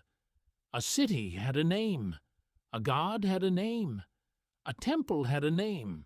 A king had a name that could be carved into clay and stone, preserved as proof that he had once ruled beneath heaven. A person without a name was almost unthinkable. The name was the first handle by which the world grasped the human being. For the Sumerians, names appear everywhere. Royal inscriptions celebrate rulers by name. Administrative tablets record workers, officials, offerings, and households. Hymns praise gods with titles that unfold their powers. Temples carry ceremonial names, often describing cosmic roles or divine splendor. Even objects could receive names when they became part of sacred or royal meaning. This is not just record-keeping. It reveals a world where existence and naming were deeply connected. The mystery begins with a simple fact.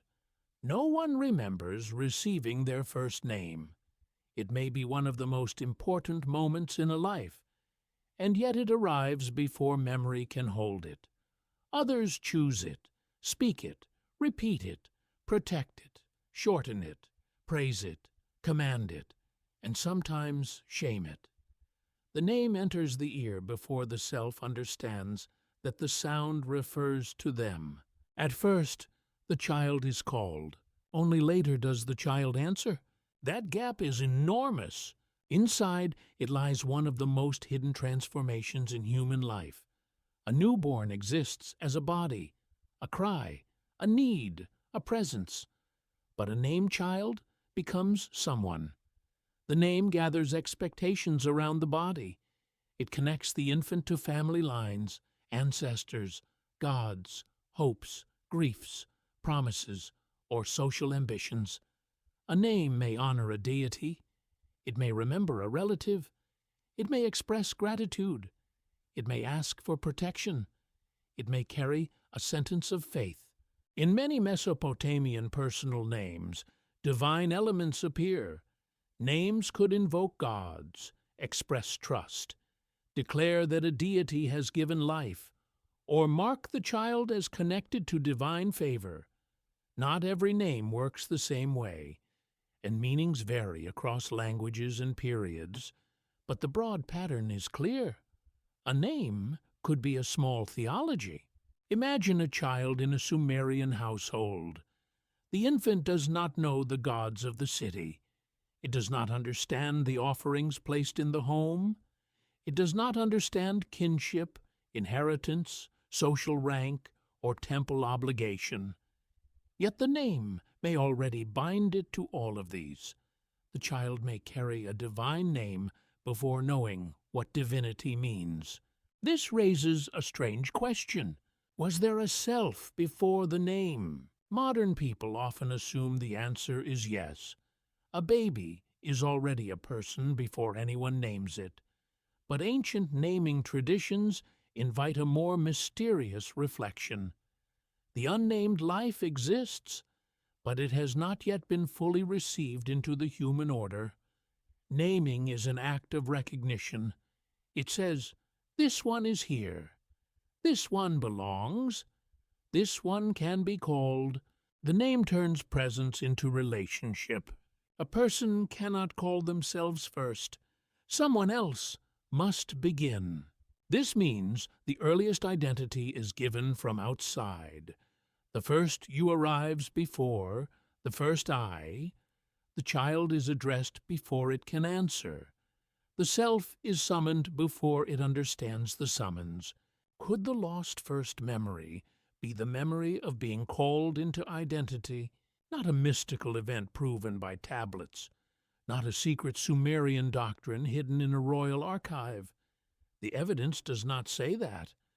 But the symbolic force of names in Sumerian and Mesopotamian culture allows us to see how ancient people understood identity as something more than private thought. A person's name placed them within a network of gods, family, city, and fate. The name came from the world. The self grew toward it. This is why namelessness in ancient imagination could be frightening. To lose a name was to risk disappearing. To have a name erased from an inscription was a kind of death beyond death. Kings carved their names into foundations because they wanted future generations and the gods to remember them. Enemies sometimes destroyed names to weaken memory. The name was not decoration. It was survival. A body dies once. A name can die again. This double death haunted many ancient cultures, and Mesopotamia was no exception. To be remembered through name, offering, inscription, or descendant was to resist total disappearance. The dead needed memory. Kings needed memory. Cities needed memory. Gods received praise through remembered names. Yet the first bearer of the name cannot remember receiving it. This creates a paradox at the center of identity. The thing that marks us as someone begins as something we do not understand. We grow into a sound that was already waiting. For years, others use it more consciously than we do. They speak it when feeding us, lifting us, correcting us, soothing us, warning us. Slowly, the sound becomes magnetic. The child turns when called. The name becomes attached to the body. Then the body becomes attached to the story. At some point, the child says it my name. That moment is a quiet revolution. The outside word has moved inward. The name that belonged to others becomes part of self-awareness. But the earliest stage of that transfer is lost. No adult remembers the first time their own name touched the air. No one remembers the first time the ear heard it. No one remembers the countless repetitions that train the soul to turn toward a sound. This is how culture enters the body, not through argument, but through calling. A name can bless, but it can also trap. It can carry expectation like a hidden weight. A child named for a god may be surrounded by hope. A child named for an ancestor may inherit memory that is not their own. A child named after loss may become a living answer to grief. Even today, names carry family dreams long before the child can consent to them. The Sumerians lived in a world where such connections were not accidental. Naming was part of order. Gods assigned destinies. Kings built named temples. Scribes recorded named persons. A name could tie the fragile human life to something larger than the body. But what existed before that tie? A pulse, a breath, a cry, a warmth, a need, a presence without biography. This pre-named state is almost impossible to imagine because all memory depends on later identity. When someone tries to remember childhood, they remember as the person who has a name. Even the phrase "I was born" is strange. The I who speaks did not yet exist in the way it speaks now. The body existed. Life existed. Others saw and named. But the storytelling self came later. Perhaps this is why ancient myths often begin with naming. To name is to bring order from the unformed. A thing without a name belongs to mystery. A named thing can be invoked, praised, commanded, recorded, and remembered. The newborn crosses from mystery into address, and yet something is lost in that crossing. The nameless condition cannot be recovered. The child becomes someone by losing the possibility of being no one in particular. Identity is a gift, but it is also a narrowing. The world says, "You are this," and the infinite softness of beginning becomes a single path. Ancient Sumerian tablets preserve names by the thousands. Some are famous, most are ordinary. Many belong to people whose lives are otherwise unknown. Their names remain like small lights in the dark, proof that they existed, worked, traded, prayed, owed, received, or gave. We do not know their first memories. We do not know their dreams. We do not know the sound of their mothers calling them. But the clay remembers the name. That may be the closest ancient writing can come to the vanished beginning of a person. The name is not the first memory. It is the first memory others keep for us. It is the bridge between the body that cannot remember and the society that refuses to let the body remain anonymous. It is the first story placed upon the human being, and if a name gives shape to the self before the self can speak, then what were we in that brief and unreachable silence before the world called us someone? What if birth is not the only doorway where memory is stripped away? One of the most powerful myths from ancient Sumer tells of Inanna, the great goddess of love, power, sexuality, conflict, and kingship descending into the underworld. The story is known from Sumerian literary tradition, and it remains one of the most haunting journeys in ancient religion. It is not a gentle story of comfort. It is a story of gates, removal, judgment, death, and return. Inanna does not simply visit the realm below. She descends.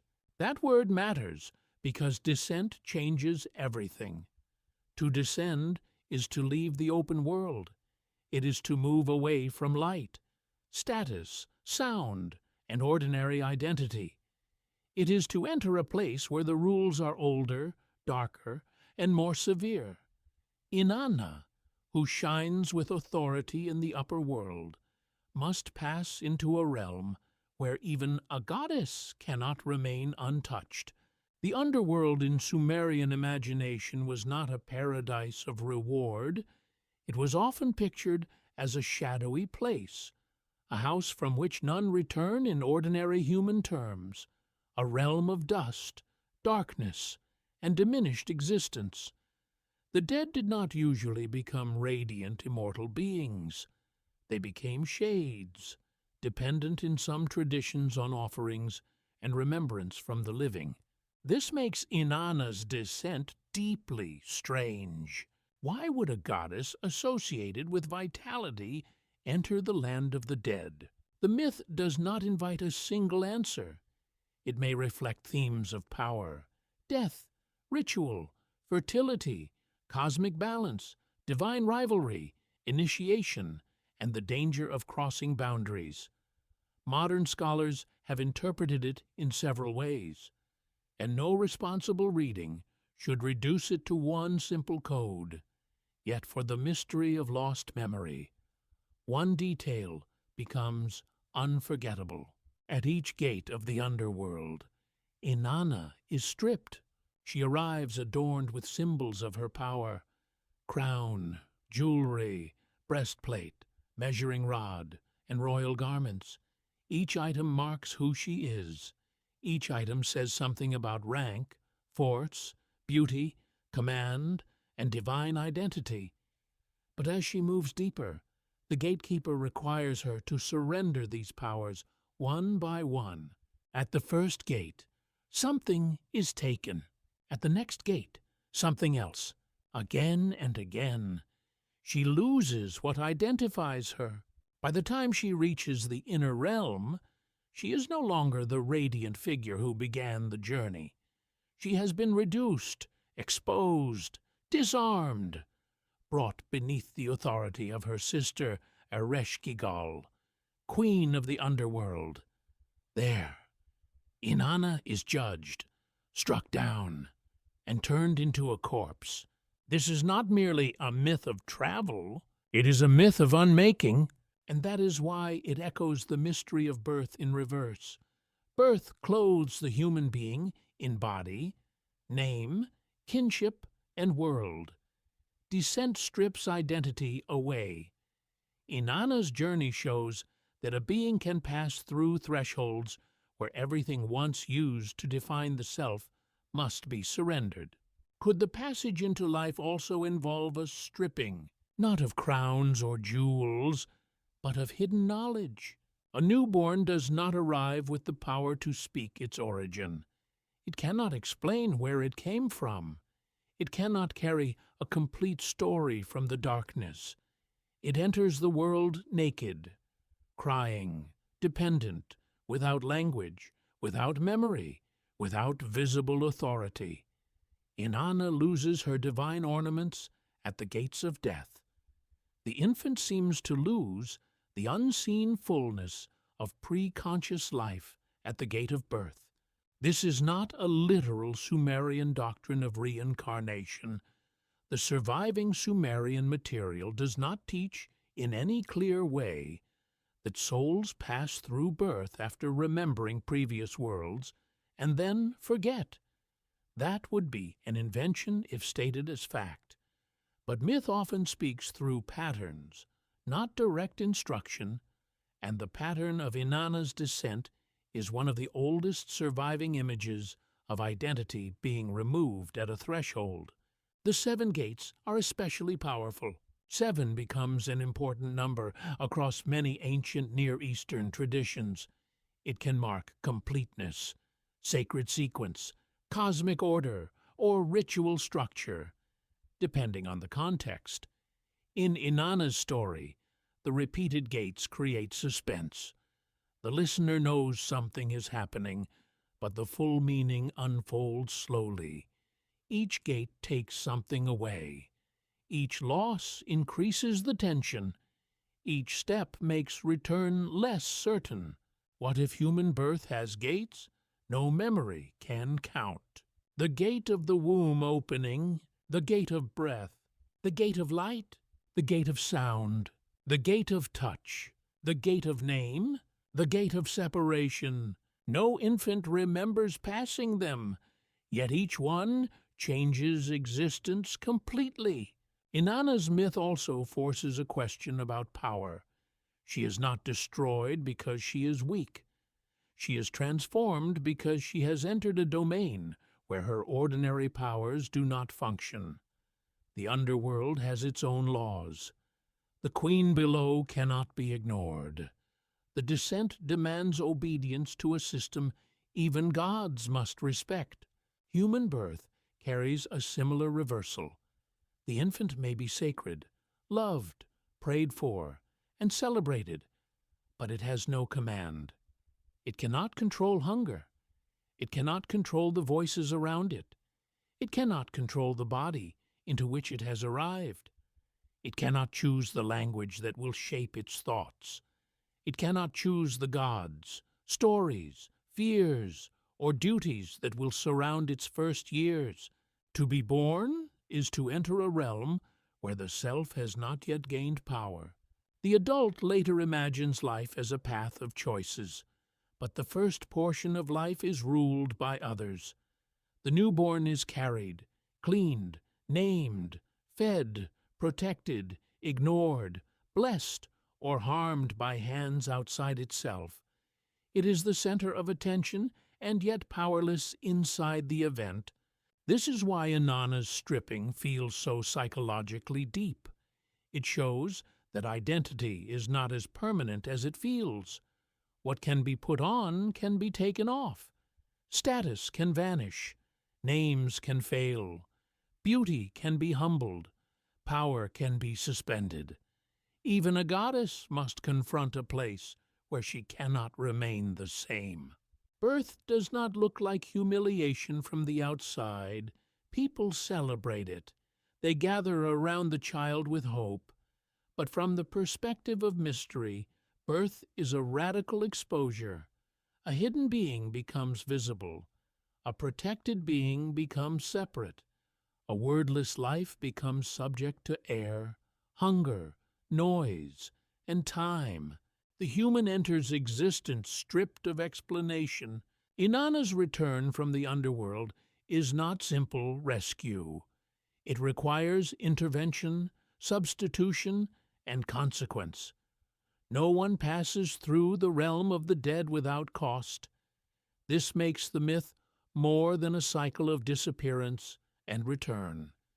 It says that crossing ultimate boundaries changes the world of the living. Birth also changes the world. A child arrives, and the household rearranges itself. A mother is transformed. A father may be transformed. Siblings are displaced or joined. Ancestors are extended. A name enters the family line. A future worker, lover, mourner, worshipper, rebel, or king begins in helplessness. Yet the one who changes the world remembers none of the crossing. That silence gives Inanna's myth its hidden mirror. The descent through dark gates preserves the terror of losing identity at a threshold. Birth preserves the wonder of gaining identity after an unseen threshold. Both mysteries involve passage, stripping, vulnerability, and transformation. The ancient story does not tell us that birth and underworld descent are the same. They are not. One leads into life, the other leads toward death. But both reveal a truth that ancient people understood. With mythic clarity, the self is fragile at the borders. At the borders, memory fails. At the borders, names tremble.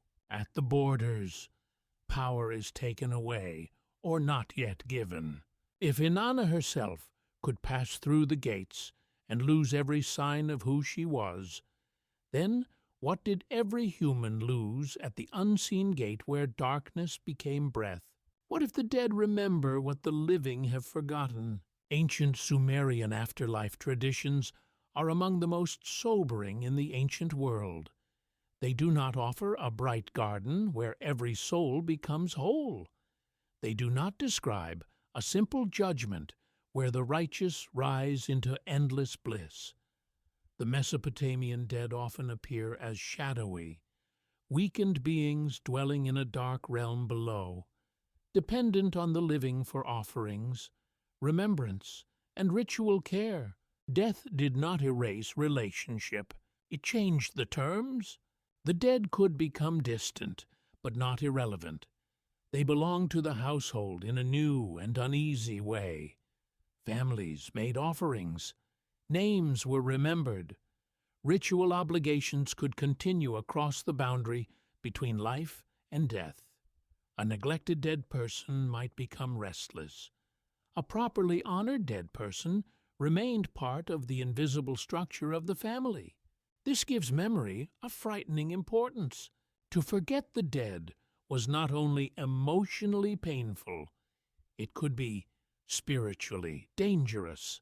In Sumerian and broader Mesopotamian tradition, the dead are sometimes called gidim, a term often translated as ghost or spirit. These beings were not imagined exactly like modern ghosts from horror stories, but they could affect the living. They existed in a condition that was neither full life nor total nothingness. They could be invoked, appeased, feared, and fed through offerings. The dead remained hungry for memory. This is the opposite of birth. At birth, a human being enters life without remembering the crossing. At death, the living fear that the person may continue in some hidden form, while those left behind struggle to remember correctly. The infant has no memory yet. The dead may have memory, but no ordinary voice. Between these two silences, human life unfolds.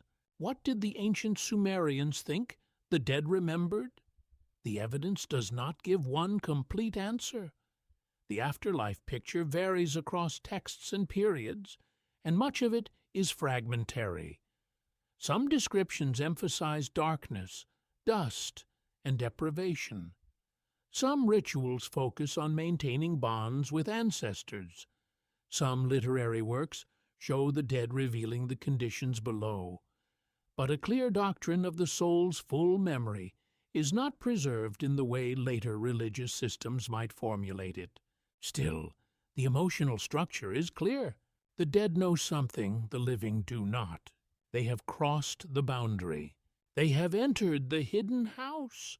They have passed beyond the world of sunlight, speech, family meals, and city noise. They now dwell where the living cannot go and return with ordinary certainty. This makes the dead powerful witnesses, but also unreachable witnesses. A newborn cannot tell us what birth was. A dead person cannot return in normal human speech to tell us what death is. The two most important thresholds of human existence are guarded by silence. Ancient Mesopotamian ritual tried to speak into that silence. Offerings to the dead may include food and drink, especially water. The need to provide sustenance suggests that death did not free the human being from dependence. The dead still required care. They were not entirely autonomous. Their condition could be affected by the living. That idea is haunting because it means memory becomes nourishment, a name spoken at the proper time, an offering poured, a ritual performed, a descendant who remembers. All of these keep the dead from sinking into absolute abandonment. The living become the scribes of the dead, preserving them not only on tablets, but through action. But what happens when memory fails? What happens when a family line ends? What happens when a city is destroyed? What happens when a language dies and no one can read the names anymore? This was not an abstract fear in Mesopotamia. Cities fell, temples were abandoned, tablets broke, graves were disturbed, dynasties ended, entire households disappeared from the record. The ancient world knew that memory was fragile, and that fragility may be one reason afterlife rituals mattered so intensely.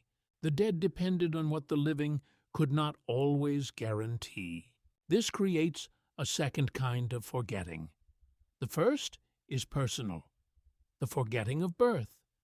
The second is ancestral, the forgetting of those who came before. Every person enters a world built by the dead.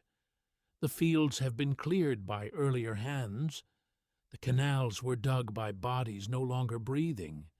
The language was shaped by vanished mouths. The gods were praised in voices that no child can hear now. A newborn does not remember the ancestors, yet the ancestors made the world into which the newborn arrives. In ancient Sumerian cities, this awareness would have been everywhere. The walls, temples, fields, and rituals carried the weight of earlier generations. Even kings who boasted of their achievements often framed themselves as restorers, rebuilders, or servants of divine plans older than themselves. To live was to inherit. But inheritance without memory is strange. A person benefits from the dead without knowing their faces. A child speaks words invented by people whose names are lost. A family repeats customs whose first meaning may be forgotten. A city honors gods in temples built over earlier sacred layers. The present stands on the unremembered. The dead who remembered too much might therefore be less frightening than the living who remember too little. In some Mesopotamian stories, Communication with the dead reveals hidden knowledge, but it is not comforting knowledge. The underworld is not shown as a place where all mysteries become joyful. It is often grim. To know death is to know the limits of human ambition. Kings die, priests die, scribes die, children die. The body that once carried a name becomes dependent on rituals performed by others. This gives the human condition a tragic symmetry. At the beginning, others remember for us. At the end, others remember us. We do not own the first memory, and we do not control the final memory. We are held, named, recorded, mourned, and perhaps forgotten by people outside ourselves. The Sumerians understood this better than most. Their civilization produced writing, but also laments. It counted grain, but also mourned destroyed cities. It praised kings, but also knew kings could vanish. It preserved names, but also left countless lives anonymous. Its tablets survive as proof of memory and proof of loss at the same time. The dead in Mesopotamian thought are not simply gone. They are reminders that memory is a sacred responsibility. A living person must remember parents, ancestors, gods, obligations, and the fragile line between presence and disappearance. But the living also cannot remember everything. No society can. No archive can. Forgetting spreads through time like dust over a tablet. Perhaps this is why the afterlife feels connected to the first lost memory. Birth removes the memory of entering. Death threatens the memory of having been. In both cases, the self depends on witnesses. Someone must receive the newborn. Someone must tend the dead. Someone must speak the name when the person cannot speak for themselves. The ancient dead may have been imagined as hungry for offerings, but they were also hungry for continuity. They needed the living to keep the bridge from collapsing. Without memory, even the dead became more silent. And yet, the dead may also represent a hidden archive. They are the ones who crossed into the place no living mind can fully describe. They hold, in mythic imagination, knowledge of the final threshold. They know what the living fear and what the newborn cannot ask.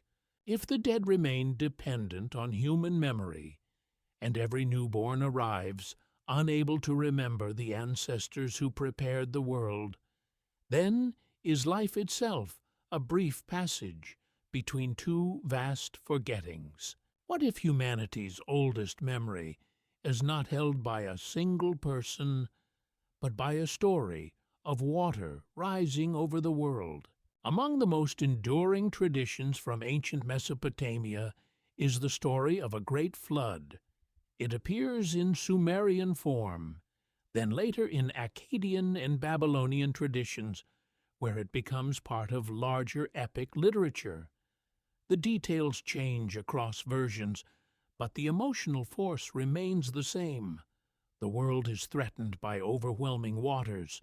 Humanity faces destruction, and one chosen figure survives through divine warning. In the Sumerian flood tradition, the survivor is Ziusudra. In later Akkadian traditions, the survivor appears as Atrahasis or Utnapishtim, depending on the text.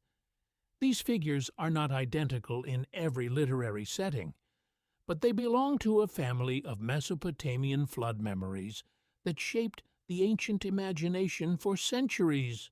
Water, once the source of life, becomes the power of erasure. That reversal is terrifying. The rivers that nourished fields could also destroy them. The canals that sustained cities could fail or overflow. The same mud that made bricks and tablets could dissolve walls and bury homes. In southern Mesopotamia, water was never just gentle. It was creation and danger in the same element. The flood myth transforms this everyday danger into cosmic catastrophe. It asks what happens when the boundary between order and chaos breaks. The ancient account is not a modern geological report. It is not a newspaper description of one event written by an eyewitness on the day it occurred. It is mythic literature preserved on tablets, shaped by theology, memory, ritual imagination, and storytelling. Archaeologists have found evidence of flood deposits at some Mesopotamian sites, but these do not prove a single universal flood covering the entire earth. They show that severe local flooding was part of the environmental reality of river civilizations. This distinction matters. The text describes a world-ending flood. Archaeology shows real floods in real cities. Modern interpretation asks how environmental disaster became sacred memory. Between those three layers, the mystery deepens.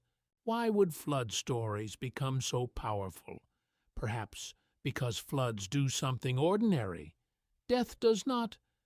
Death removes individuals. Flood removes the world that remembers them.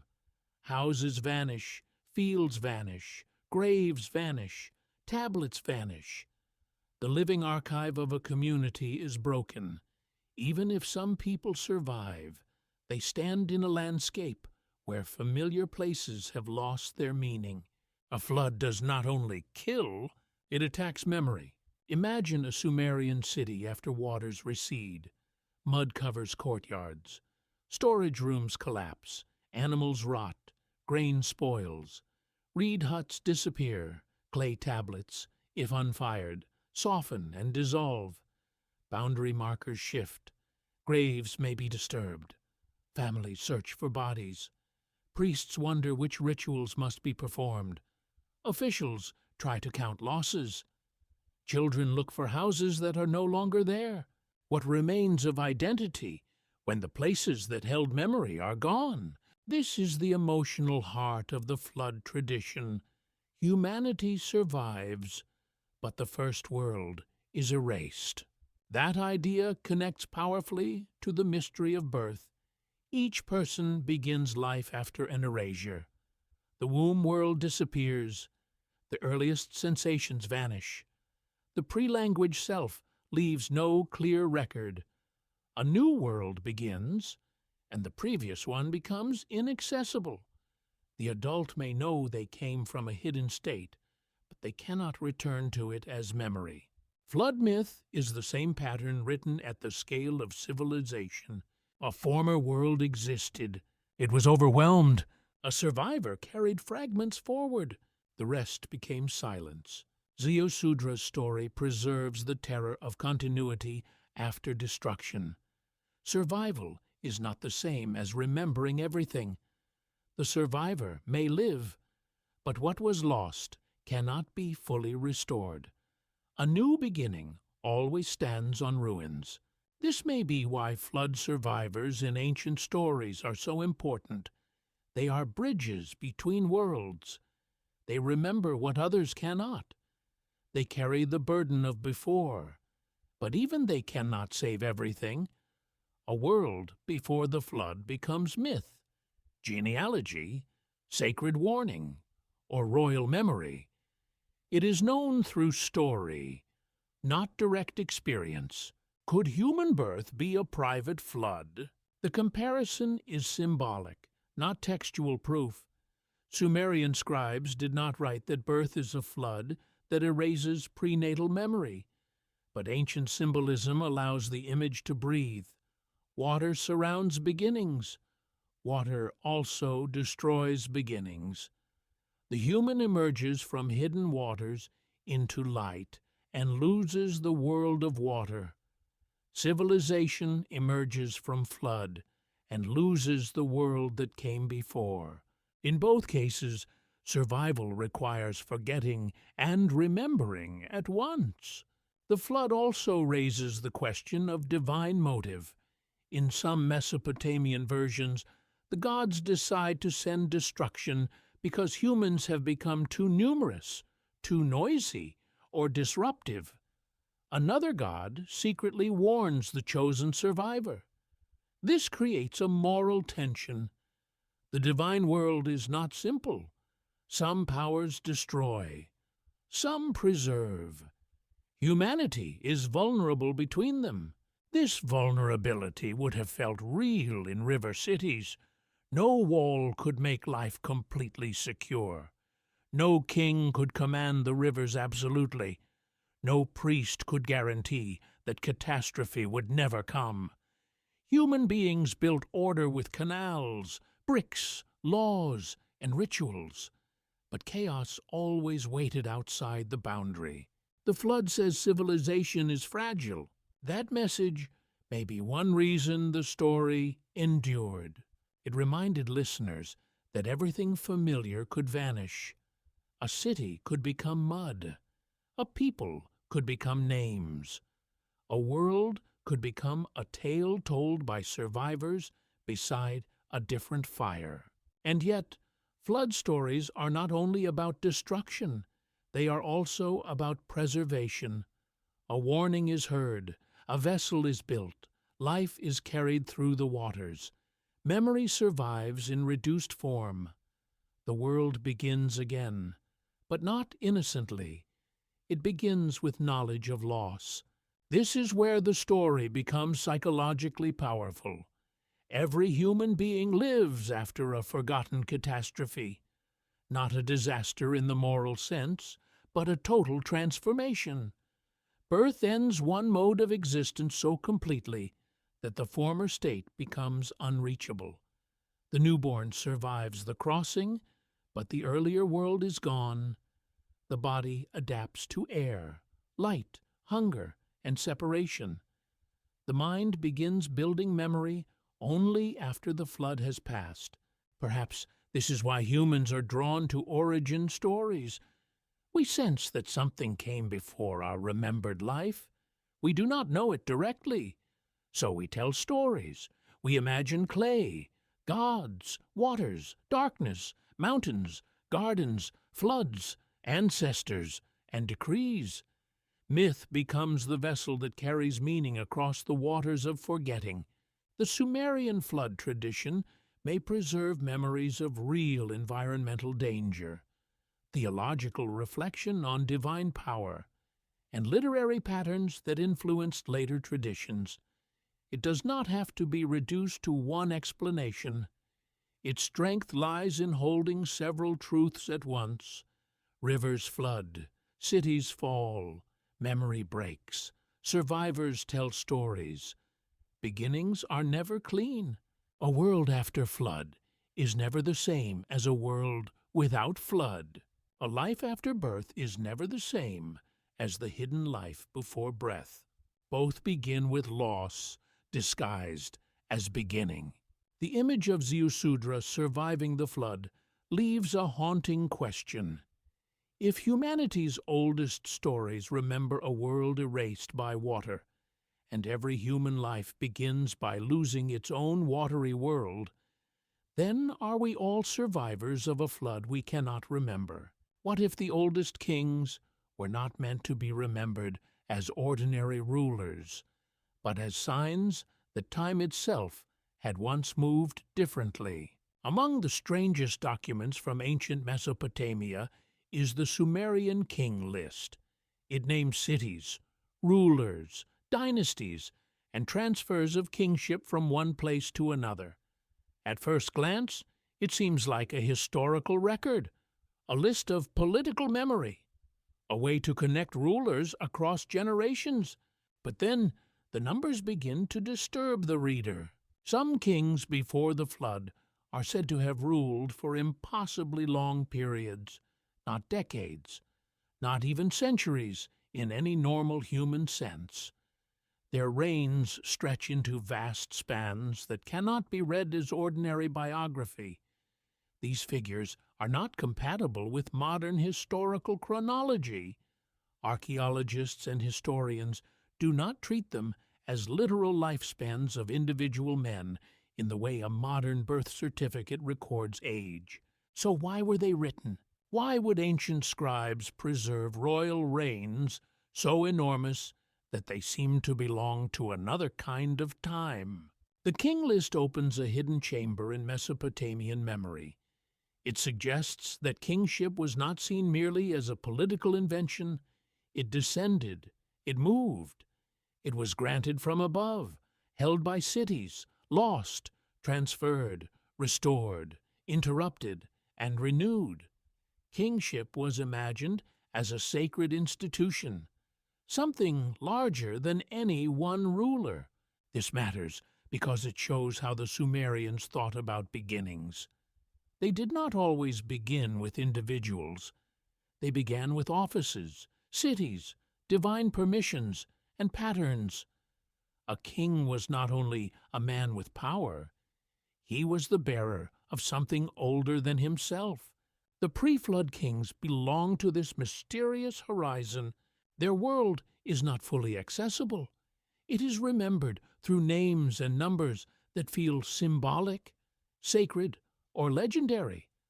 The flood stands as a dividing line between an almost unimaginable past and the human world that follows.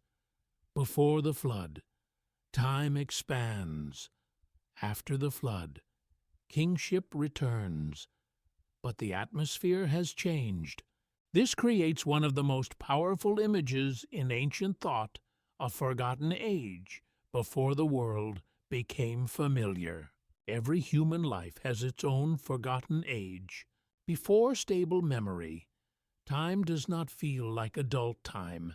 Infancy has no calendar in the mind.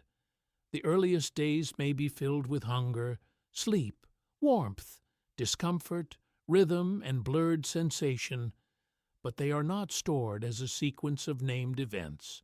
Later, childhood memories appear like islands, a room, a voice, a smell, a fear, a face.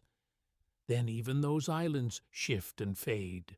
The self begins in a time it cannot measure. The king list does something similar at the scale of civilization. It reaches into a past where time is enormous, strange, and not yet domesticated by ordinary record. It does not simply say, there were rulers. It says the first age was different.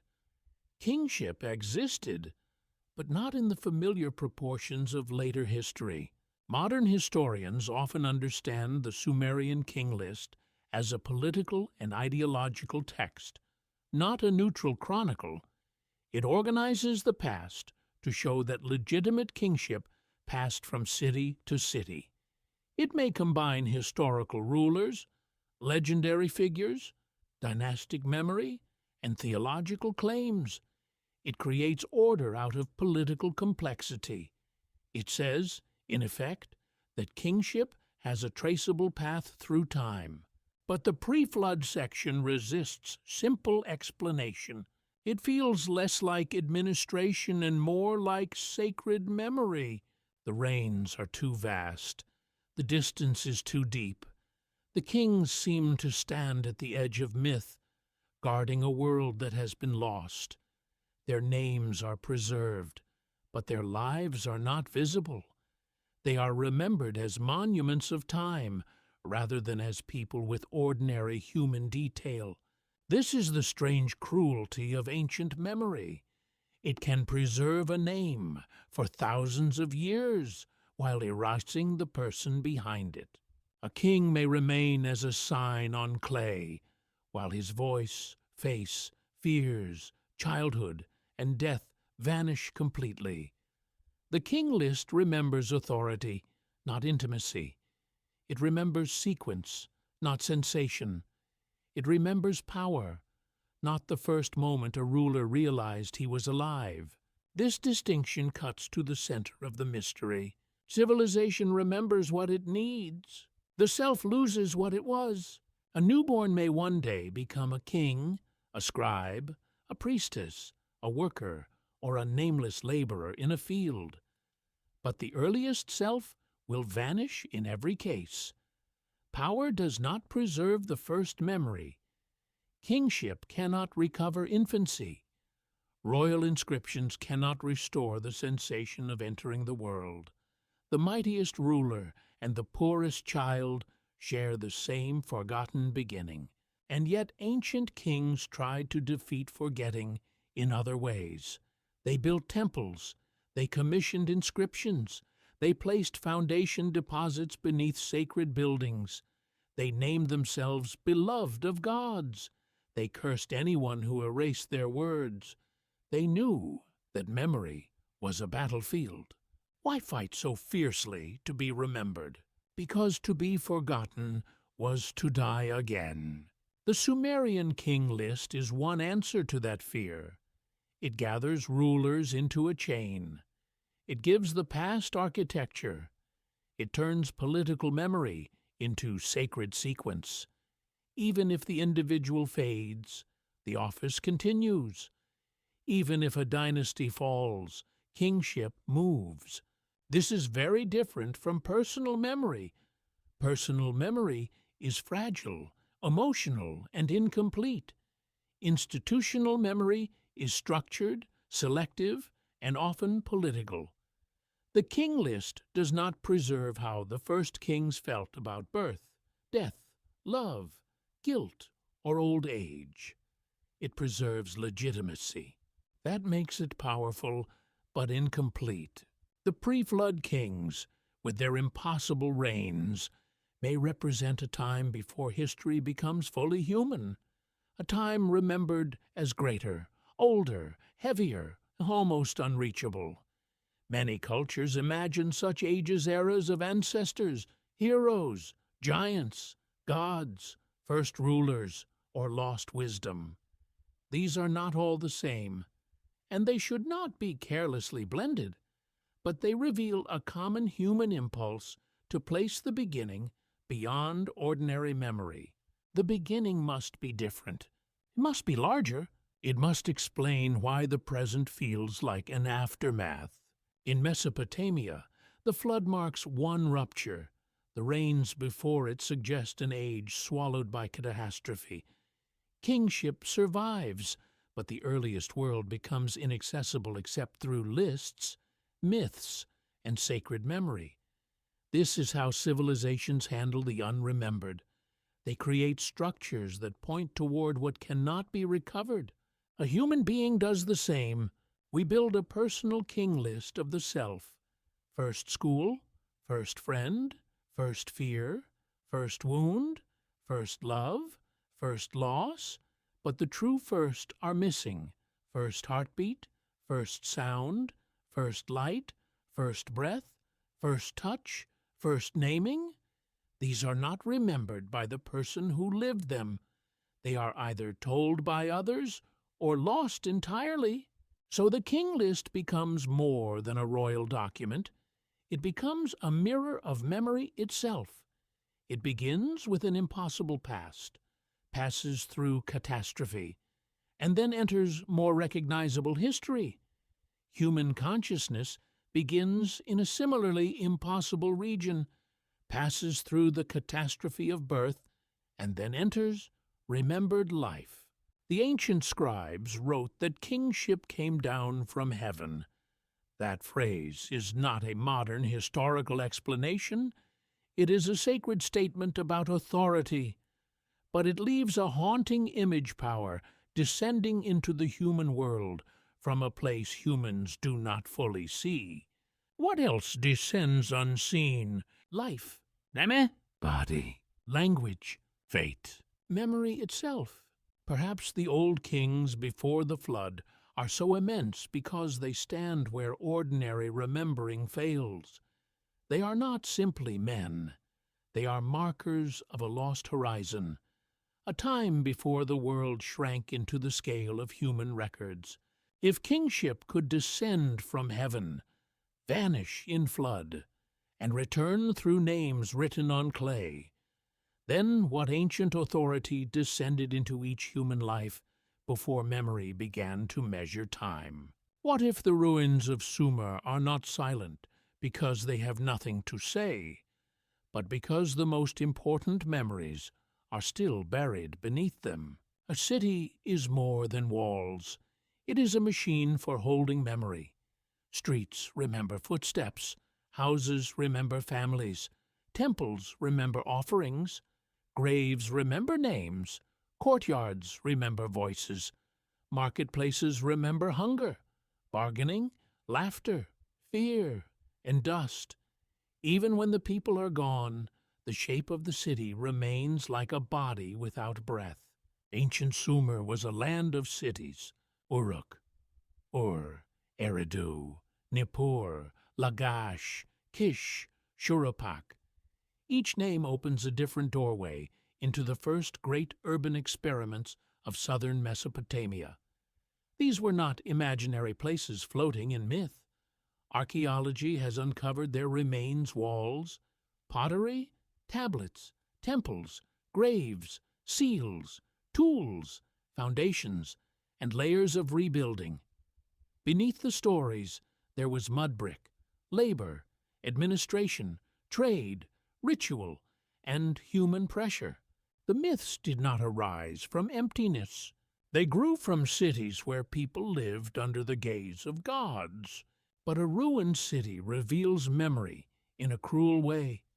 It preserves the outline while destroying the voice. Excavators may find a street, but not the conversation that happened there. They may uncover a grave, but not the lullaby sung over the child. They may recover a tablet, but not the hand trembling as it was written. They may expose a temple platform, but not the awe felt by someone approaching it at dawn. Archaeology gives evidence. It does not give everything. This distinction matters because modern imagination often wants ancient ruins to reveal a single secret.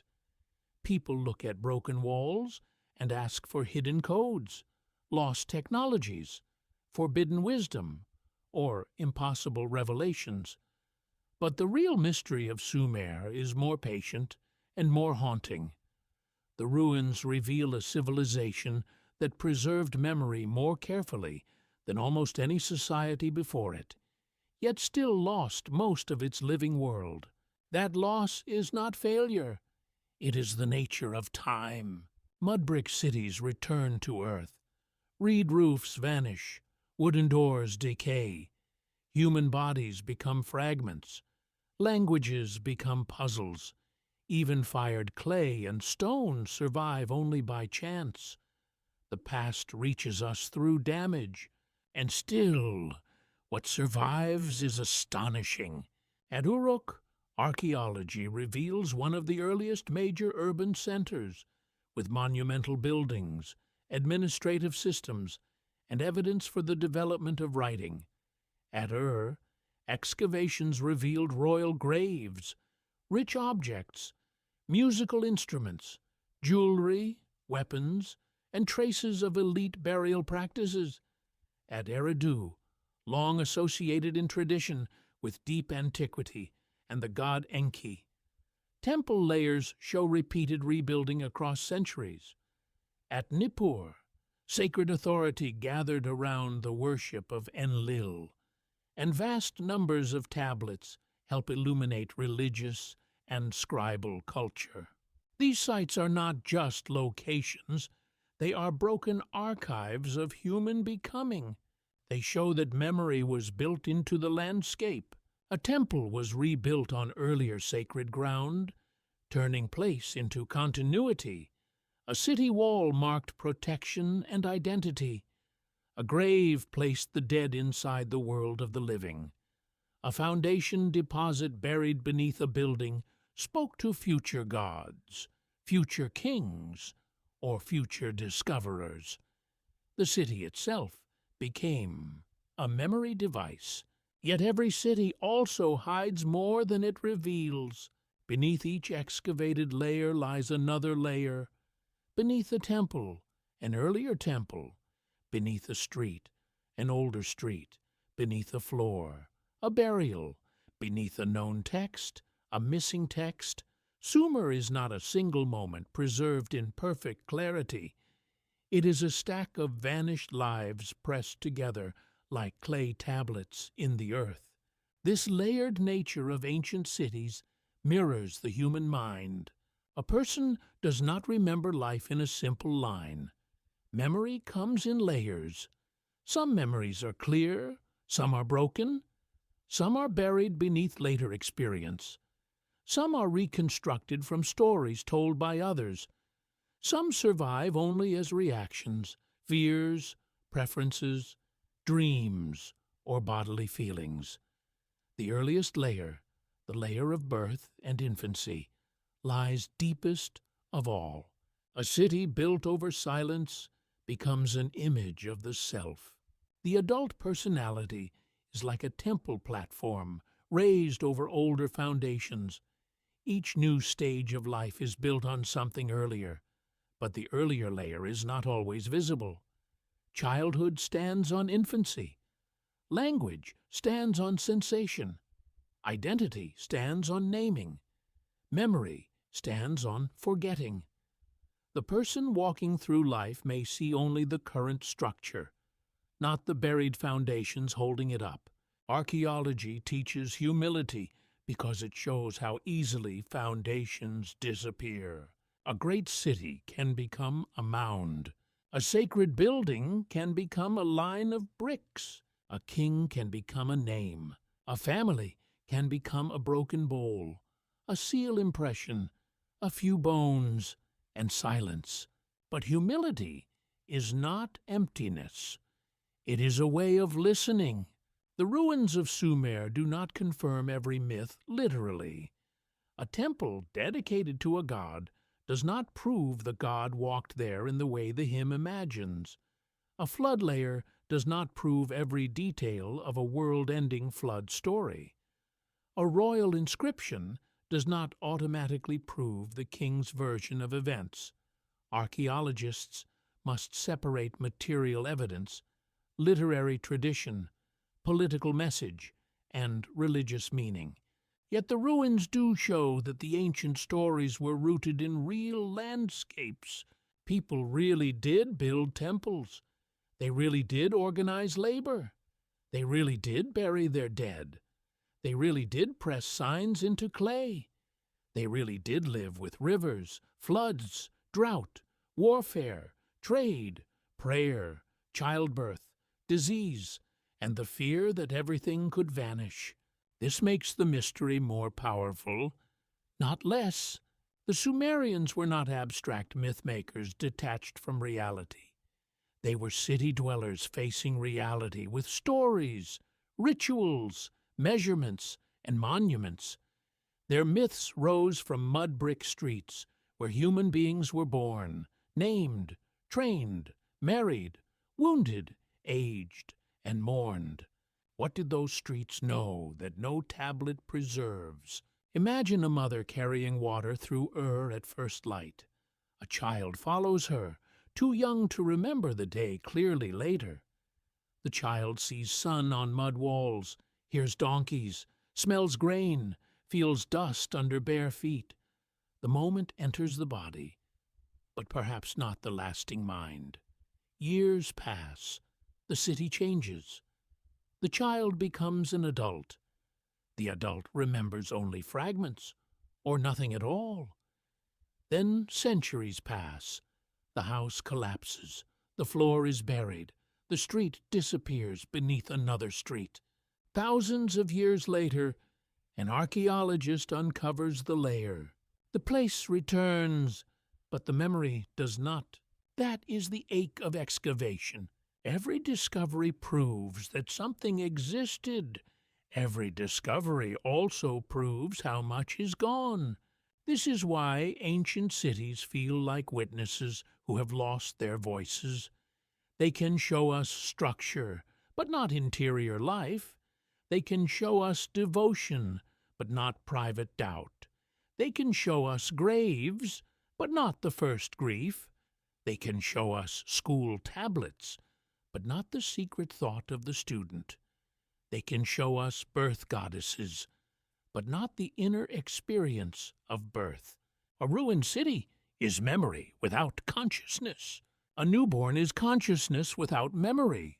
Between them lies the human struggle to preserve meaning. Sumer cities were attempts to make order visible.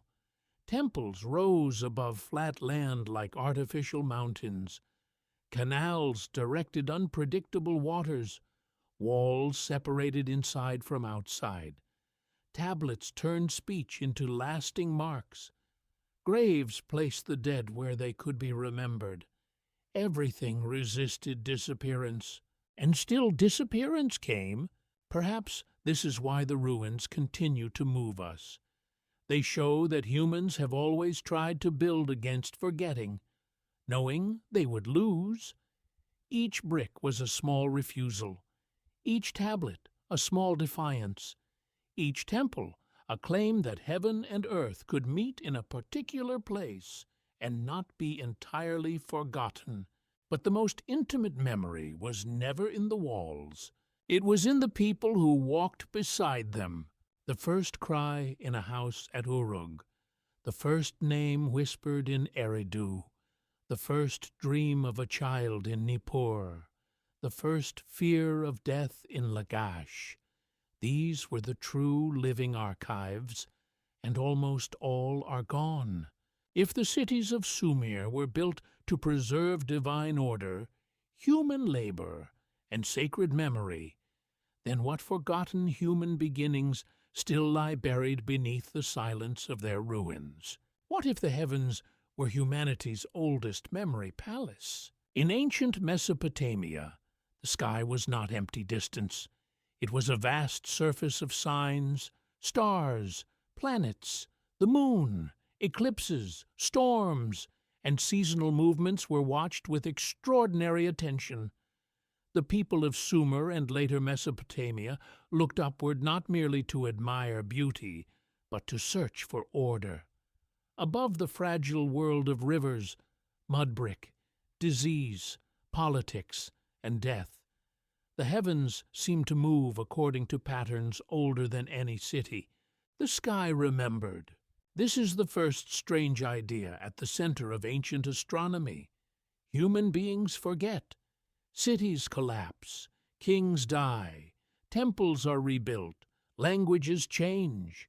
But the moon returns, the stars reappear, the path of the sun repeats. The night sky becomes a great archive, not written in clay, but in light. Long before astronomy became a mathematical science in later Mesopotamian tradition, careful watching of the heavens already mattered. The cycles of the moon helped structure calendars. Seasonal changes mattered for agriculture and ritual life. Celestial events could be interpreted as omens. The sky was not separate from human destiny. It seemed connected to kingship, harvest, war, disaster, and divine intention. Why would a star be linked to fate? Because the star appeared constant, while human life was uncertain. For a farmer, the field could fail. For a mother, childbirth could become danger. For a ruler, loyalty could collapse overnight. But the heavens seemed to offer a different kind of order. They were distant, silent, and rhythmic. They suggested that beyond human confusion there might be a pattern. This desire for pattern is deeply human. A newborn does not understand the sky. It does not know moon from lamp, star from spark, dawn from divine sign. Light appears before meaning. Darkness comes before explanation. Only later does the child learn that morning returns, that night is not permanent, that the moon changes shape, that stars are not holes in a roof. The world teaches rhythm before it teaches language. Perhaps this is one of the first hidden forms of memory, not a conscious memory of facts, but the body's trust in return. Hunger returns, milk returns, light returns, sleep returns, a voice returns, a face returns. The infant begins life inside cycles before it can name them. Ancient Mesopotamian sky watching may be the civilizational version of that same instinct to find security in repeated signs. The temple made this search visible. Mesopotamian temples were not only places of worship, they were centers of economy, ritual, learning, and cosmic imagination. A temple connected the human city to divine order. Its raised platforms, sacred rooms, offerings, and processions placed earthly activity within a larger structure. The temple stood in the city as a reminder that daily life was not meant to drift without meaning. The sky above the temple intensified that meaning. Imagine a night in ancient Ur. The heat of the day has faded. The mud brick walls hold the last warmth of sunset. Above the temple precinct, stars appear one by one. Priests, watchers, or trained observers look upward. The moon's phase matters. The position of a bright planet matters. A strange eclipse would not be ignored. The heavens are not decoration. They are a text written beyond human reach. But unlike clay, the sky cannot be held in the hand. It must be remembered through watching. This creates a powerful contrast. Clay tablets preserve human signs. The sky displays divine or cosmic signs. One is made by hands, the other is discovered by eyes. One can be stored in archives, the other must be awaited. A tablet waits for the reader. A star waits for the season. The human being stands between them. Below, the earth holds buried memory.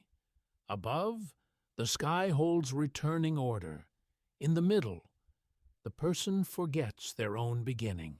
Could the ancient gaze upward have been a search for the memory that earthly life had lost? Modern scholars would describe Mesopotamian astronomy and astrology as developing through observation, record-keeping, omen interpretation, mathematics, and religious worldview.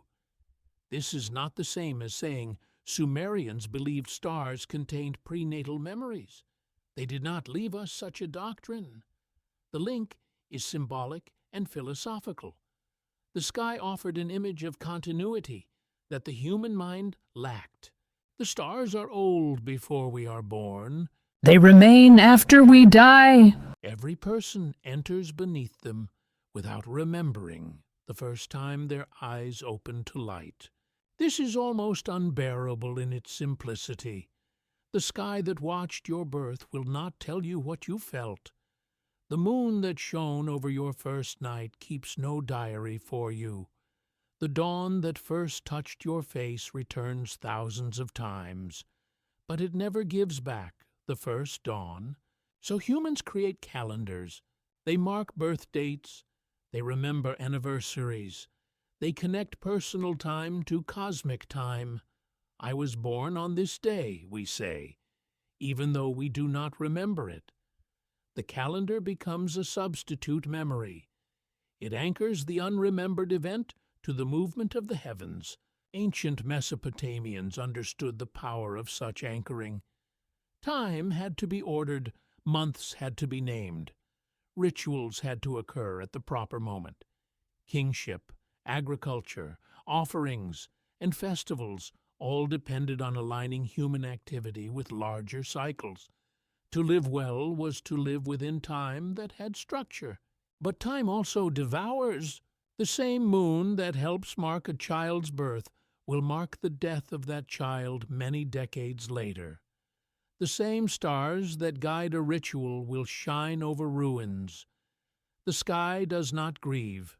It remembers by repeating, not by feeling. That may be why ancient celestial signs could seem both comforting and frightening. An omen in the sky suggested that human life was connected to cosmic order, but it also suggested that human fate might be written in places too high to reach. The heavens were visible, yet unreadable to most people. Their signs required specialists. Meaning was not given freely. This resembles the condition of birth. The event is real. The evidence surrounds us. The body exists because it happened. Others may remember it. The calendar marks it. Yet the person at the center cannot read the original sign. The beginning is visible only through traces. A birth date is not a birth memory. It is a star on a map of absence. The ancient temples, rising toward the sky, may be seen as attempts to bridge this absence. They lifted human architecture toward divine order. Their rituals repeated sacred patterns. Their priests watched time. Their hymns spoke to beings believed to govern the forces of life. In a world where human memory failed at the deepest thresholds, temple and sky together promised that something greater might remember. Still, there is a difference between being remembered by the cosmos and remembering oneself. A star may return, but it does not restore your first cry. A temple may preserve ritual, but it does not restore your first sensation. A calendar may mark the day, but it does not restore the doorway. This is the sadness inside ancient astronomy. The more carefully humans measured the heavens, the more they may have felt the smallness of human memory. The sky could be observed for generations, but the self remained mysterious at its origin. Civilization could track eclipses, count months, and connect omens to kings. Yet no observer could stand outside their own birth and record it. Perhaps the first memory every human loses is not stored in the stars. Perhaps the stars awaken the ache of its absence. They remind us that existence began inside a pattern we did not understand. The earth turned, the moon moved, the rivers flowed, the city breathed, the mother labored, the child crossed into light. Above everything, the heavens continued their ancient motion, indifferent and sacred, and the child remembered nothing. If temples rose toward the sky to recover cosmic order, and the stars preserved patterns older than any human life, then why does the one who is born beneath them arrive unable to remember the first light that touched their eyes? What if a city could remember its own death? Among the most emotional texts from ancient Sumer are the city laments. These compositions mourn the destruction of sacred cities, the abandonment of temples, the collapse of order, and the grief of gods and people when a once living place becomes a ruin. They are not simple historical reports. They are ritual poetry, sacred grief, political memory, and theological reflection woven together. A city lament does something extraordinary. It gives sorrow a voice larger than one human throat. In these texts, destruction is not merely damage to buildings, it is cosmic rupture. The temple is emptied. The protective deity departs. The streets become silent. The people are scattered or killed. The city that once pulsed with offerings, music, labor, and prayer becomes a place of wind, dust, and absence. To ancient listeners, this was not distant symbolism. Cities really did fall. Armies attacked, political power shifted, fields failed, temples were looted, populations suffered. Mesopotamian history was filled with moments when the fragile order of urban life broke apart. The city laments transformed those disasters into sacred memory, so that collapse would not vanish without meaning. But why would a civilization preserve grief so carefully? Because grief is memory refusing to disappear. A lament says, "This mattered." It says, "There was life here." It says, "The silence is not empty. It is full of what was taken." When a city falls, ordinary records may break. Grain accounts stop. Legal disputes are forgotten. School tablets are abandoned. But lament gathers the emotional truth of catastrophe and carries it through time. The lament becomes a tablet of sorrow. Consider the image of a destroyed Sumerian city. The temple doors no longer open for ritual. Courtyards that once held offerings are covered in debris. Dogs wander where priests once walked. Mothers search for children.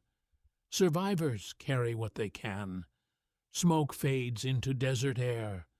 The city god, in the sacred imagination, has withdrawn protection. The place still exists in space, but its soul has been wounded. What happens to memory when the home of memory is destroyed? This question is not only about city, it is also about human beings. A person's identity is built from inner cities, childhood rooms, voices, rituals, habits, faces, meals, punishments, songs, familiar paths. When one of those inner cities collapses, the self changes. The death of a parent, exile from home, betrayal, illness, war, or sudden loss can turn part of the mind into a ruin. The ancient city lament gives language to this inner experience by making the city itself weep. That is the genius of the form. It does not treat destruction as statistics. It turns broken architecture into emotional presence. The walls mourn, the goddess mourns, the streets mourn, the people mourn, the city becomes a body, and its destruction becomes a wound. In this way, Sumerian laments preserve another kind of lost memory, collective trauma. Personal birth memory disappears because the mind is not ready to hold it. Collective disaster can disappear because societies cannot bear to hold it without transforming it. Lament is that transformation. It turns unbearable history into sacred speech. Modern historians may use these texts cautiously. A lament may reflect real historical destruction, but it also shapes events through religious and literary patterns. It may present divine abandonment, cosmic decree, or ritual grief in ways that cannot be read as direct military chronology. The ancient text describes meaning. Archaeology may reveal destruction layers. Historical study asks how political events, religious imagination, and literary artistry meet. Each layer is different. Together, they make the grief more complex. The Sumerian city laments often suggest that disaster comes through divine decision or withdrawal. The gods may decree destruction. The city's protective power may be removed. The lament does not always explain the reason in a satisfying way. That lack of explanation is important. In the face of catastrophe, people often ask why, and the answer remains unbearable, incomplete, or hidden. A child does the same on a smaller scale. Why did the world change? Why did the safe face disappear? Why did the house become frightening? Why did love leave? Why did pain arrive? Many of the first emotional wounds happen before full language. The adult later carries the feeling, but not always the original scene. The inner lament remains, even when the exact memory is gone. This is another form of the first lost memory. Not simply the forgotten moment of birth, but the forgotten beginnings of sorrow. Ancient laments understood that grief can outlive information. A person may not know every detail of a city's fall, yet the lament preserves the emotional reality. In the same way, a person may not remember the first fear or first separation, yet the body may preserve the pattern. The mind becomes an archive of feelings without clear tablets. The laments also show how memory can be communal. One person alone may not be able to carry the destruction of a city. A ritual text allows the community to carry it together. Spoken aloud, sung, repeated, copied, and preserved. The lament turns private helplessness into shared remembrance. This may be one reason humans make art after disaster. A song can hold what a report cannot. A ritual can shape what panic cannot. A myth can carry what history alone cannot heal. For the Sumerians, the destroyed city was not just a lost location. It was a broken relationship between humans, gods, land, and order. When the temple fell silent, the entire cosmos felt wounded. This is difficult for a modern mind trained to separate politics, religion, architecture, and emotion. In Sumer, these belonged together. The city was sacred, economic, social, and cosmic at once. So when the city died, a world died, and when a world dies, memory must either become lament or become dust. The strange beauty of these texts is that they do not restore what was lost. They do not rebuild the walls. They do not bring every child home. They do not resurrect every worker, priestess, singer, soldier, or mother. They simply refuse to let destruction be the final word. That refusal matters, because human life also depends on such refusals. We cannot remember our first beginning, but we create stories around it. We cannot keep the dead forever, but we speak their names. We cannot stop cities from falling, but we mourn them. We cannot preserve every moment, but we choose some moments and make them sacred. The Sumerian lament teaches that memory is not only the storage of facts. Memory is devotion to what absence means. A ruined city can become more than ruins when someone grieves it. A forgotten beginning can become more than emptiness when someone asks what was lost there. If the Sumerians gave voice to cities after their gods had departed and their streets had fallen silent, then what ancient lament is hidden inside every human being for the first world they lost before memory began? What if some of humanity's oldest memories survived by changing their names? Ancient Sumer did not remain sealed inside itself. Its stories, symbols, gods, rituals, and literary patterns passed into later Mesopotamian cultures. Akkadian-speaking peoples, Babylonians, Assyrians, and others inherited, translated, reshaped, expanded, and reinterpreted older traditions. A myth could move from one language to another. A god could receive a new name or title. A story could survive in fragments, copies, school texts, temple archives, and royal libraries long after the first city that sang it had changed forever. This is one of the strangest forms of memory. A tradition can forget its original voice and still continue speaking. Sumerian eventually ceased to be a living everyday language, but it did not disappear from sacred and scholarly life. It remained important in scribal education, liturgy, learned culture, and ancient prestige. Later scribes copied Sumerian texts, translated them, explained them, and preserved them because the language had become a vessel of antiquity.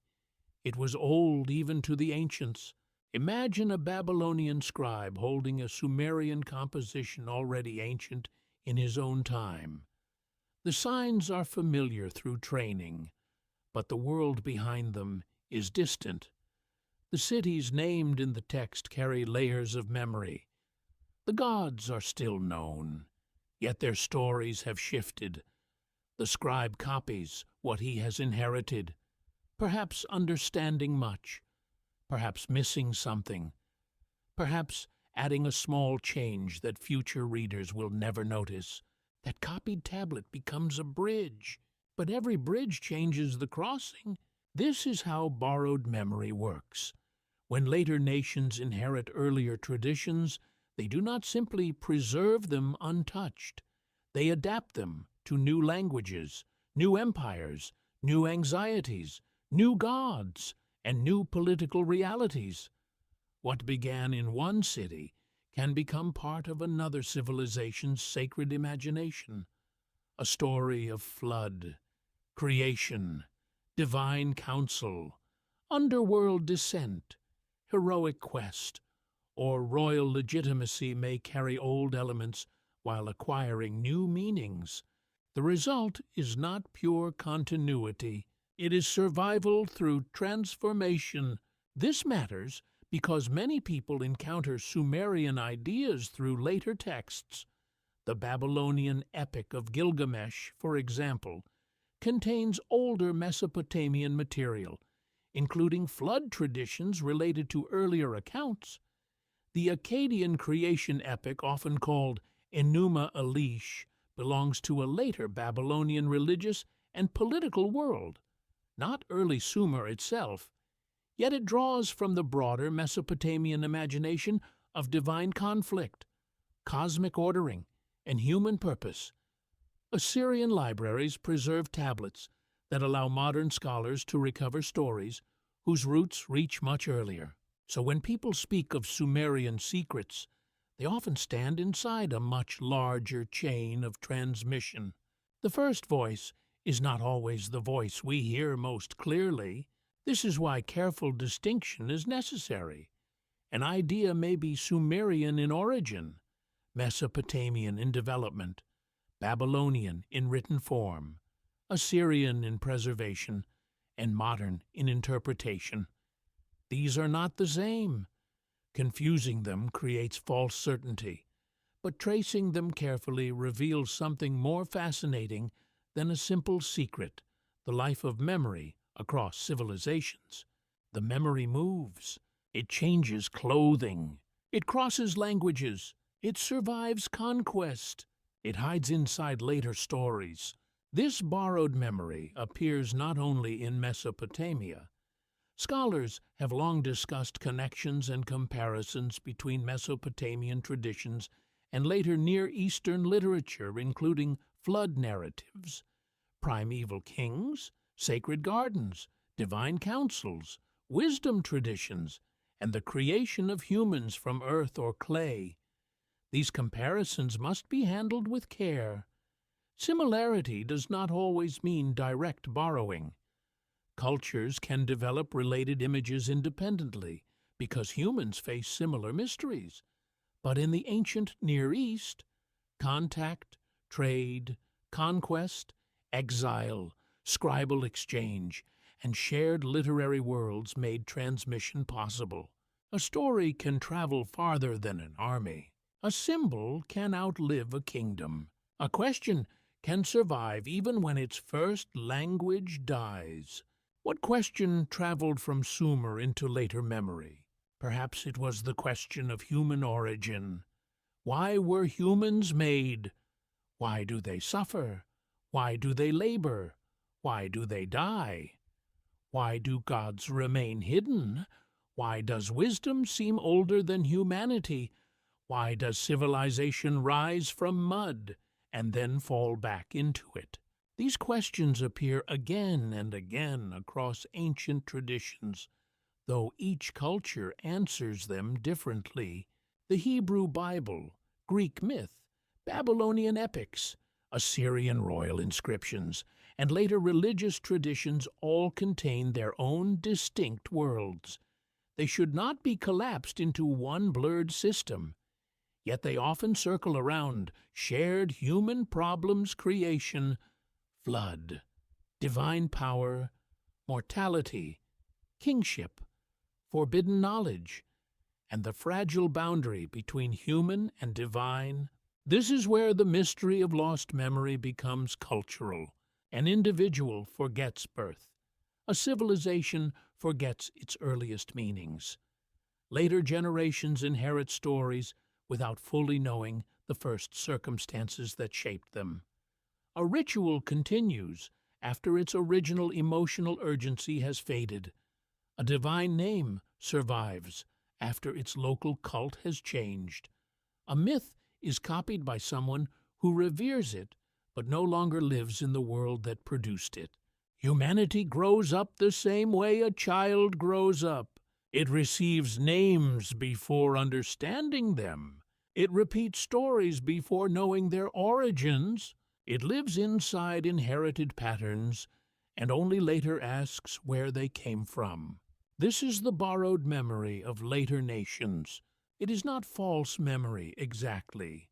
It is layered memory.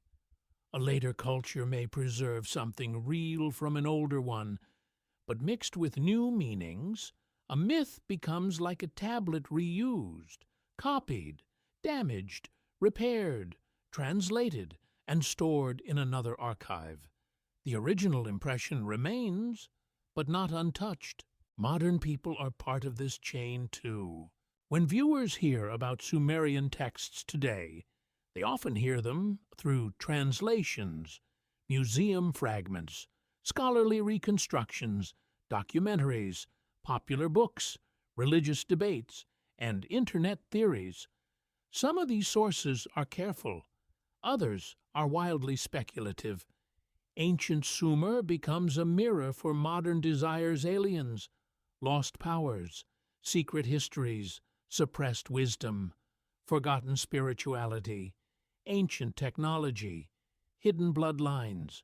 But the real Sumerian material is already mysterious enough without invention. Clay tablets genuinely preserved some of the oldest literature known to humanity. Real cities really lie beneath the dust. Real scribes copied myths of creation, flood, kingship, and descent. Real rituals honored gods whose names still echo after thousands of years. Real laments mourned real destruction. Real administrative records preserve ordinary lives in astonishing detail. The wonder does not need to be fabricated. It only needs to be listened to carefully. Borrowed memory also raises an uncomfortable question about ownership. Who owns an ancient story after the people who first spoke it are gone? The later scribes who copied it, the empires that preserved it, the archaeologists who uncovered it, the scholars who translated it, the museums that store it, the descendants of the lands where it was found, the whole human species. There is no simple answer. Ancient memory becomes part of humanity's shared inheritance, but it also remains tied to real places, real histories, and real losses.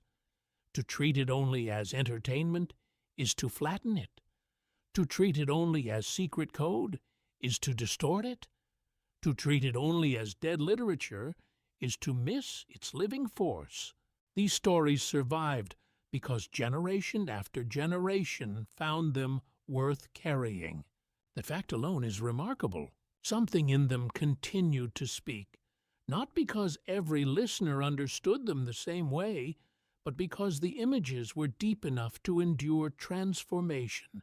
Clay, water, divine breath, fate, names, flood, underworld, lost cities, heaven's decree. The human made from earth and placed beneath powers greater than itself. These images travel because they describe conditions humans still recognize. We still do not remember our beginning. We still inherit worlds we did not choose. We still carry names from others. We still search the past for a key to ourselves. We still fear that what matters most will be forgotten. The later nations borrowed more than stories. They borrowed a way of asking. They inherited the ancient habit of placing human life inside a cosmic mystery. They learned, changed, and transmitted the feeling that existence began before ordinary memory, and that human beings are always trying to recover a lost order. Perhaps every civilization is born with borrowed memory. It receives fragments from those who came earlier, reshapes them, and gives them to its children as if they had always belonged. By the time the children ask where the stories came from, the first storytellers are already dust. And if the memory of Sumer survived by passing through other tongues, other gods, and other nations, then what ancient human question is still speaking inside stories whose first voice has been forgotten? What if the first memory every human loses was never meant to be remembered as an image, but felt as a lifelong hunger? Modern psychology gives one kind of answer to the mystery of early forgetting. Most adults cannot remember infancy because the brain systems needed for stable autobiographical memory are still developing. Language has not yet organized experience into story. The sense of self has not yet formed in the adult way. The earliest sensations may shape the nervous system, emotions, attachment, and bodily responses, but they do not usually survive as clear scenes that can be recalled later. This is the modern perspective. It does not require gods, tablets, fate, or sacred water, and yet it does not make the mystery disappear. In fact, it makes the mystery sharper.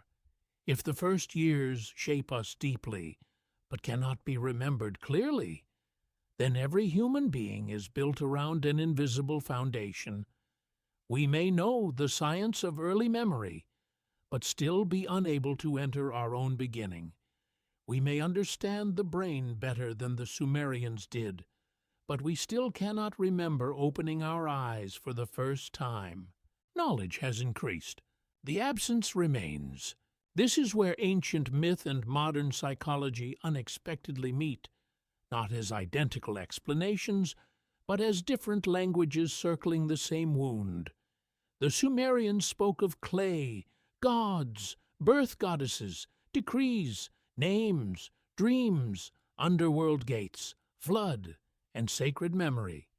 Modern psychology speaks of development, attachment, implicit memory, language, trauma, identity, and the construction of the self. One language is mythic, one language is analytical. Both recognize that the human being begins before conscious selfhood. That fact changes everything.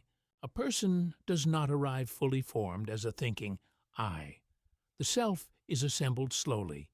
Body sensations come first, then patterns of comfort and distress, then recognition, then attachment, then sounds become words, then words become names, then memories begin to arrange themselves into a personal story.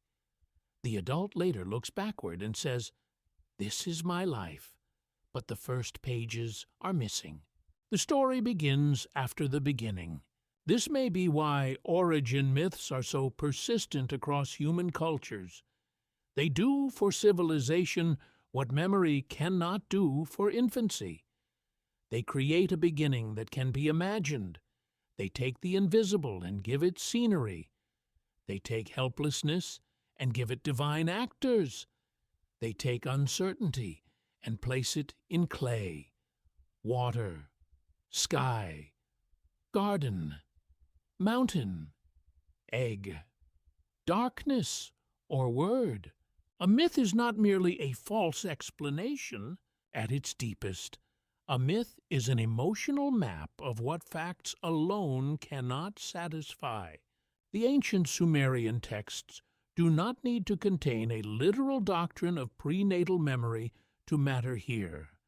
Their power lies in how they describe humanity as formed before understanding, assigned before remembering, named before speaking, and placed inside a world older than the self. That is not modern neuroscience, but it is a profound symbolic description of the human condition. We awaken late. By the time we become aware of ourselves, life has already made decisions in us. The body has learned safety or danger. The nervous system has learned rhythms of care or absence. The mouth has heard language long before it can answer. The eyes have seen faces that may shape trust. The skin has known warmth or cold. The heart has beaten through events the mind will never narrate. This is why early forgetting is not emptiness. It is hidden influence. Modern psychology often distinguishes between explicit memory and implicit memory. Explicit memory is what we can consciously recall: the birthday, the room, the conversation, the face, the event. Implicit memory is different. It may appear through habits, emotional responses, bodily reactions, attachment patterns, and expectations about the world. A person may not remember why a certain tone of voice causes fear, why abandonment feels unbearable, or why comfort feels suspicious. The body may carry what the storytelling mind cannot explain. The Sumerians would not have described this in psychological terms, but their myths often placed hidden powers beneath visible life. The Abzu beneath the earth, the decree behind fate, the name before self-awareness, the underworld beneath the city, the foundation beneath the temple, the tablet behind order. The pattern is striking. Visible life depends on invisible structure. That may be one reason their stories still feel alive. They speak to a human intuition that what we see is never the whole of what shapes us. Could the first lost memory be the origin of spiritual longing? A person may grow up feeling that something is missing, not a specific object, not a forgotten address, not a lost toy, something deeper, a sense that life once belonged to a hidden unity, a darkness, a water, a silence, a warmth, a source. Religion often gives this longing a sacred direction. Philosophy gives it questions. Psychology gives it developmental roots. Art gives it images. Myth gives it gods. None of these languages fully owns the truth. Each catches part of the shadow. Comparative religion shows that many cultures imagine human life as a fall, descent, separation, forgetting, exile, or awakening into limitation. These patterns should not be treated as if all traditions say the same thing. They do not. Each has its own history, language, and theology. But the repeated appearance of such themes suggests that human beings everywhere confront a similar existential fact. Consciousness begins in separation from origin. We do not remember the source, so we build symbols of return. A temple is one symbol. It creates a center where heaven and earth meet. A ritual is another. It repeats an action so meaning can survive time. A name is another. It ties the fragile individual to continuity. A myth is another. It gives the forgotten beginning a shape. A grave is another. It asks memory to reach beyond death. A lullaby may be the most intimate symbol of all. It surrounds the infant with rhythm before language, comfort before understanding, sound before memory. Perhaps every sacred chant is, in some distant way, an adult civilization trying to sing itself back toward the first safety it cannot recall. But longing can mislead too. Because the forgotten beginning is not necessarily paradise, the womb was not conscious bliss in any simple way. Infancy was not pure wisdom. Ancient origins were not always golden ages. Civilizations often imagine lost beginnings as more perfect than they were because the unknown invites projection. Modern interpreters must be careful not to romanticize what cannot be remembered. The first memory may be lost because the mind was not ready. The lost world may feel sacred because it is unreachable. This is the danger and beauty of origin thinking. The hidden beginning can become a place where humans project everything they desire: purity, divine knowledge, unity, immortality, lost power, secret truth. Ancient Sumer has often been treated this way by modern imagination. People seek in it a key to aliens, hidden bloodlines, suppressed technologies, or forbidden revelations. But the real tablets offer something subtler and more human. They reveal a civilization already asking why human life begins: independence, labor, destiny, and death. That question does not require fantasy. It is mysterious enough. The mind that invents its origin is not lying. It is trying to heal a gap. It looks backward and finds darkness, so it lights a myth inside it. It finds silence, so it imagines divine speech. It finds no memory of being shaped, so it speaks of clay in the hands of gods. It finds no memory of being assigned a life, so it speaks of fate.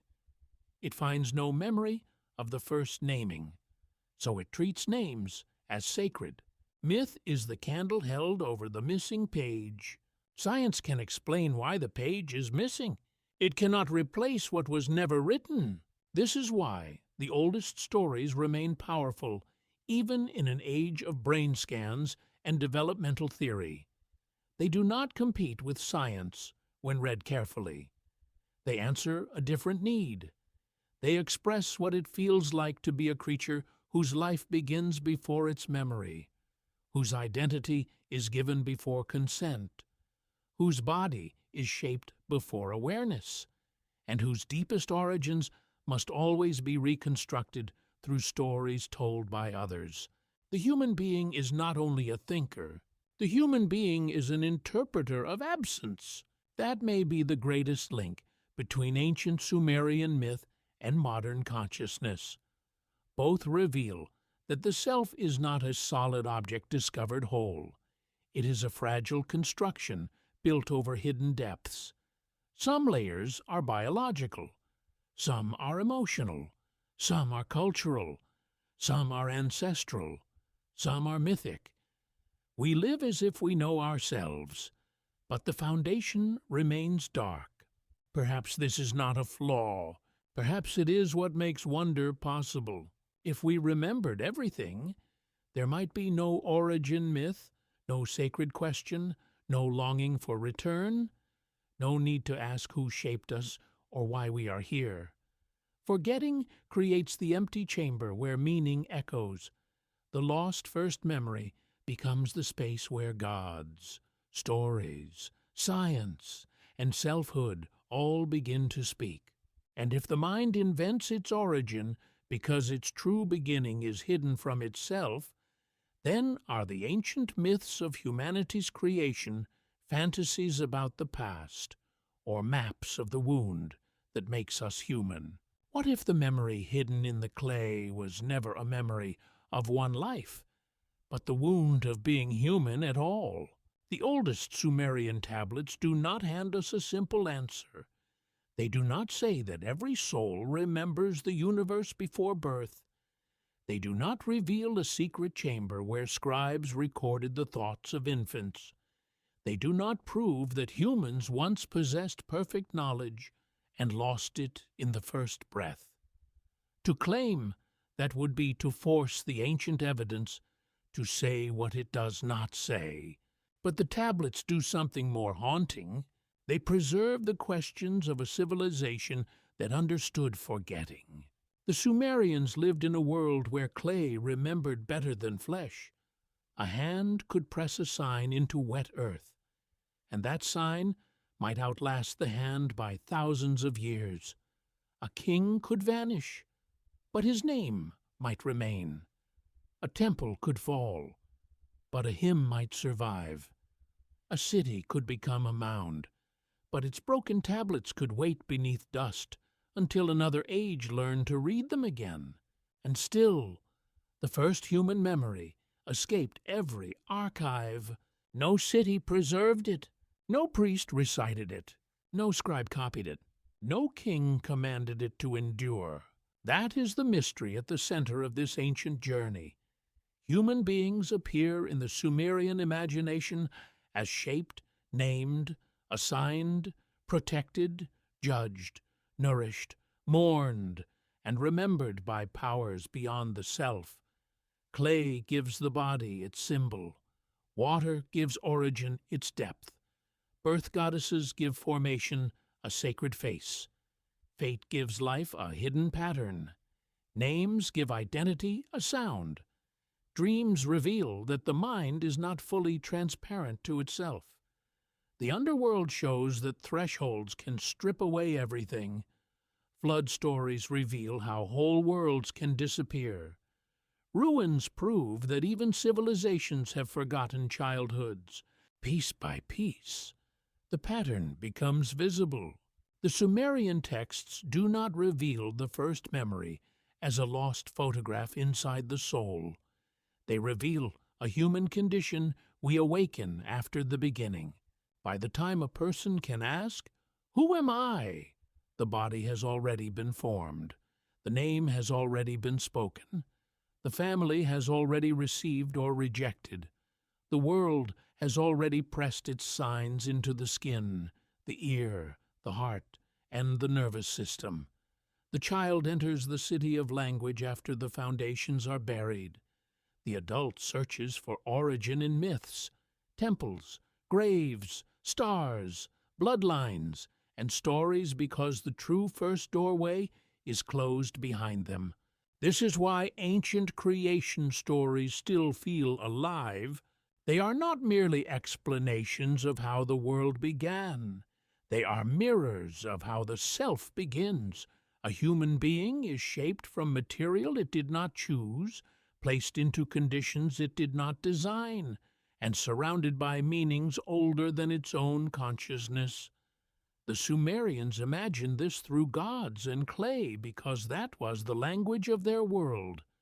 Modern people may speak of biology, development, culture, memory, and identity. The vocabulary changes, but the ache remains. We do not remember becoming ourselves. That absence may be the hidden clay from which every myth is shaped. The opening mystery asked whether ancient Sumerian texts revealed the first memory every human loses at birth. The careful answer is this: they do not reveal a literal memory in the modern sense. They reveal the ancient shape of the question. They show that one of the earliest civilizations on Earth imagined humanity as beginning under forces greater than human understanding. They show that birth, naming, labor, destiny, death, and remembrance were all part of a sacred order the individual did not create. And that may be more profound than a secret doctrine. A secret doctrine would give closure. The tablets give a wound. They leave us standing with the ancient scribe, looking at clay that preserves voices but not breath. They leave us with the mother whose child has crossed from darkness into light, carrying no memory of the hidden world. They leave us with the king carving his name into foundations, terrified of being erased. They leave us with the dead waiting for offerings, the city lamenting its own fall, the dreamer waking with images that feel older than thought, the astronomer watching stars return while human lives vanish beneath them. Everything remembers except the one who most wants to know. The clay remembers the sign. The city remembers the foundation. The family remembers the birth. The calendar remembers the day. The body remembers without words, but the conscious self arrives too late. Perhaps this is why the human search for origin never ends. We build stories because we cannot recover the first scene. We ask the gods because the body is silent. We study ruins because the living witnesses are gone. We read ancient tablets because they are fragments of a humanity that was also searching for what came before memory. The Sumerians did not solve the mystery for us. They made it visible. They placed human life inside a vast field of hidden beginnings. Beneath the earth was water. Beneath the temple was foundation. Beneath the city was an older city. Beneath the name was a nameless presence. Beneath memory was formation. Beneath every life was a threshold no one could cross backward while awake. That is why the ancient clay still speaks. Not because it tells us exactly what we forgot, but because it reminds us that forgetting is part of the structure of being human. We are creatures born from a darkness we cannot describe, awakened into a world already speaking, and driven by a longing for the lost beginning that no tablet can fully restore. Whether these Sumerian stories preserve sacred belief, social memory, poetic imagination, theological order, or the earliest human attempts to explain existence, they continue to raise a question that has never stopped following us. If every human life begins before memory, and every civilization builds its stories around a vanished origin, then what are we truly searching for when we ask where we came from?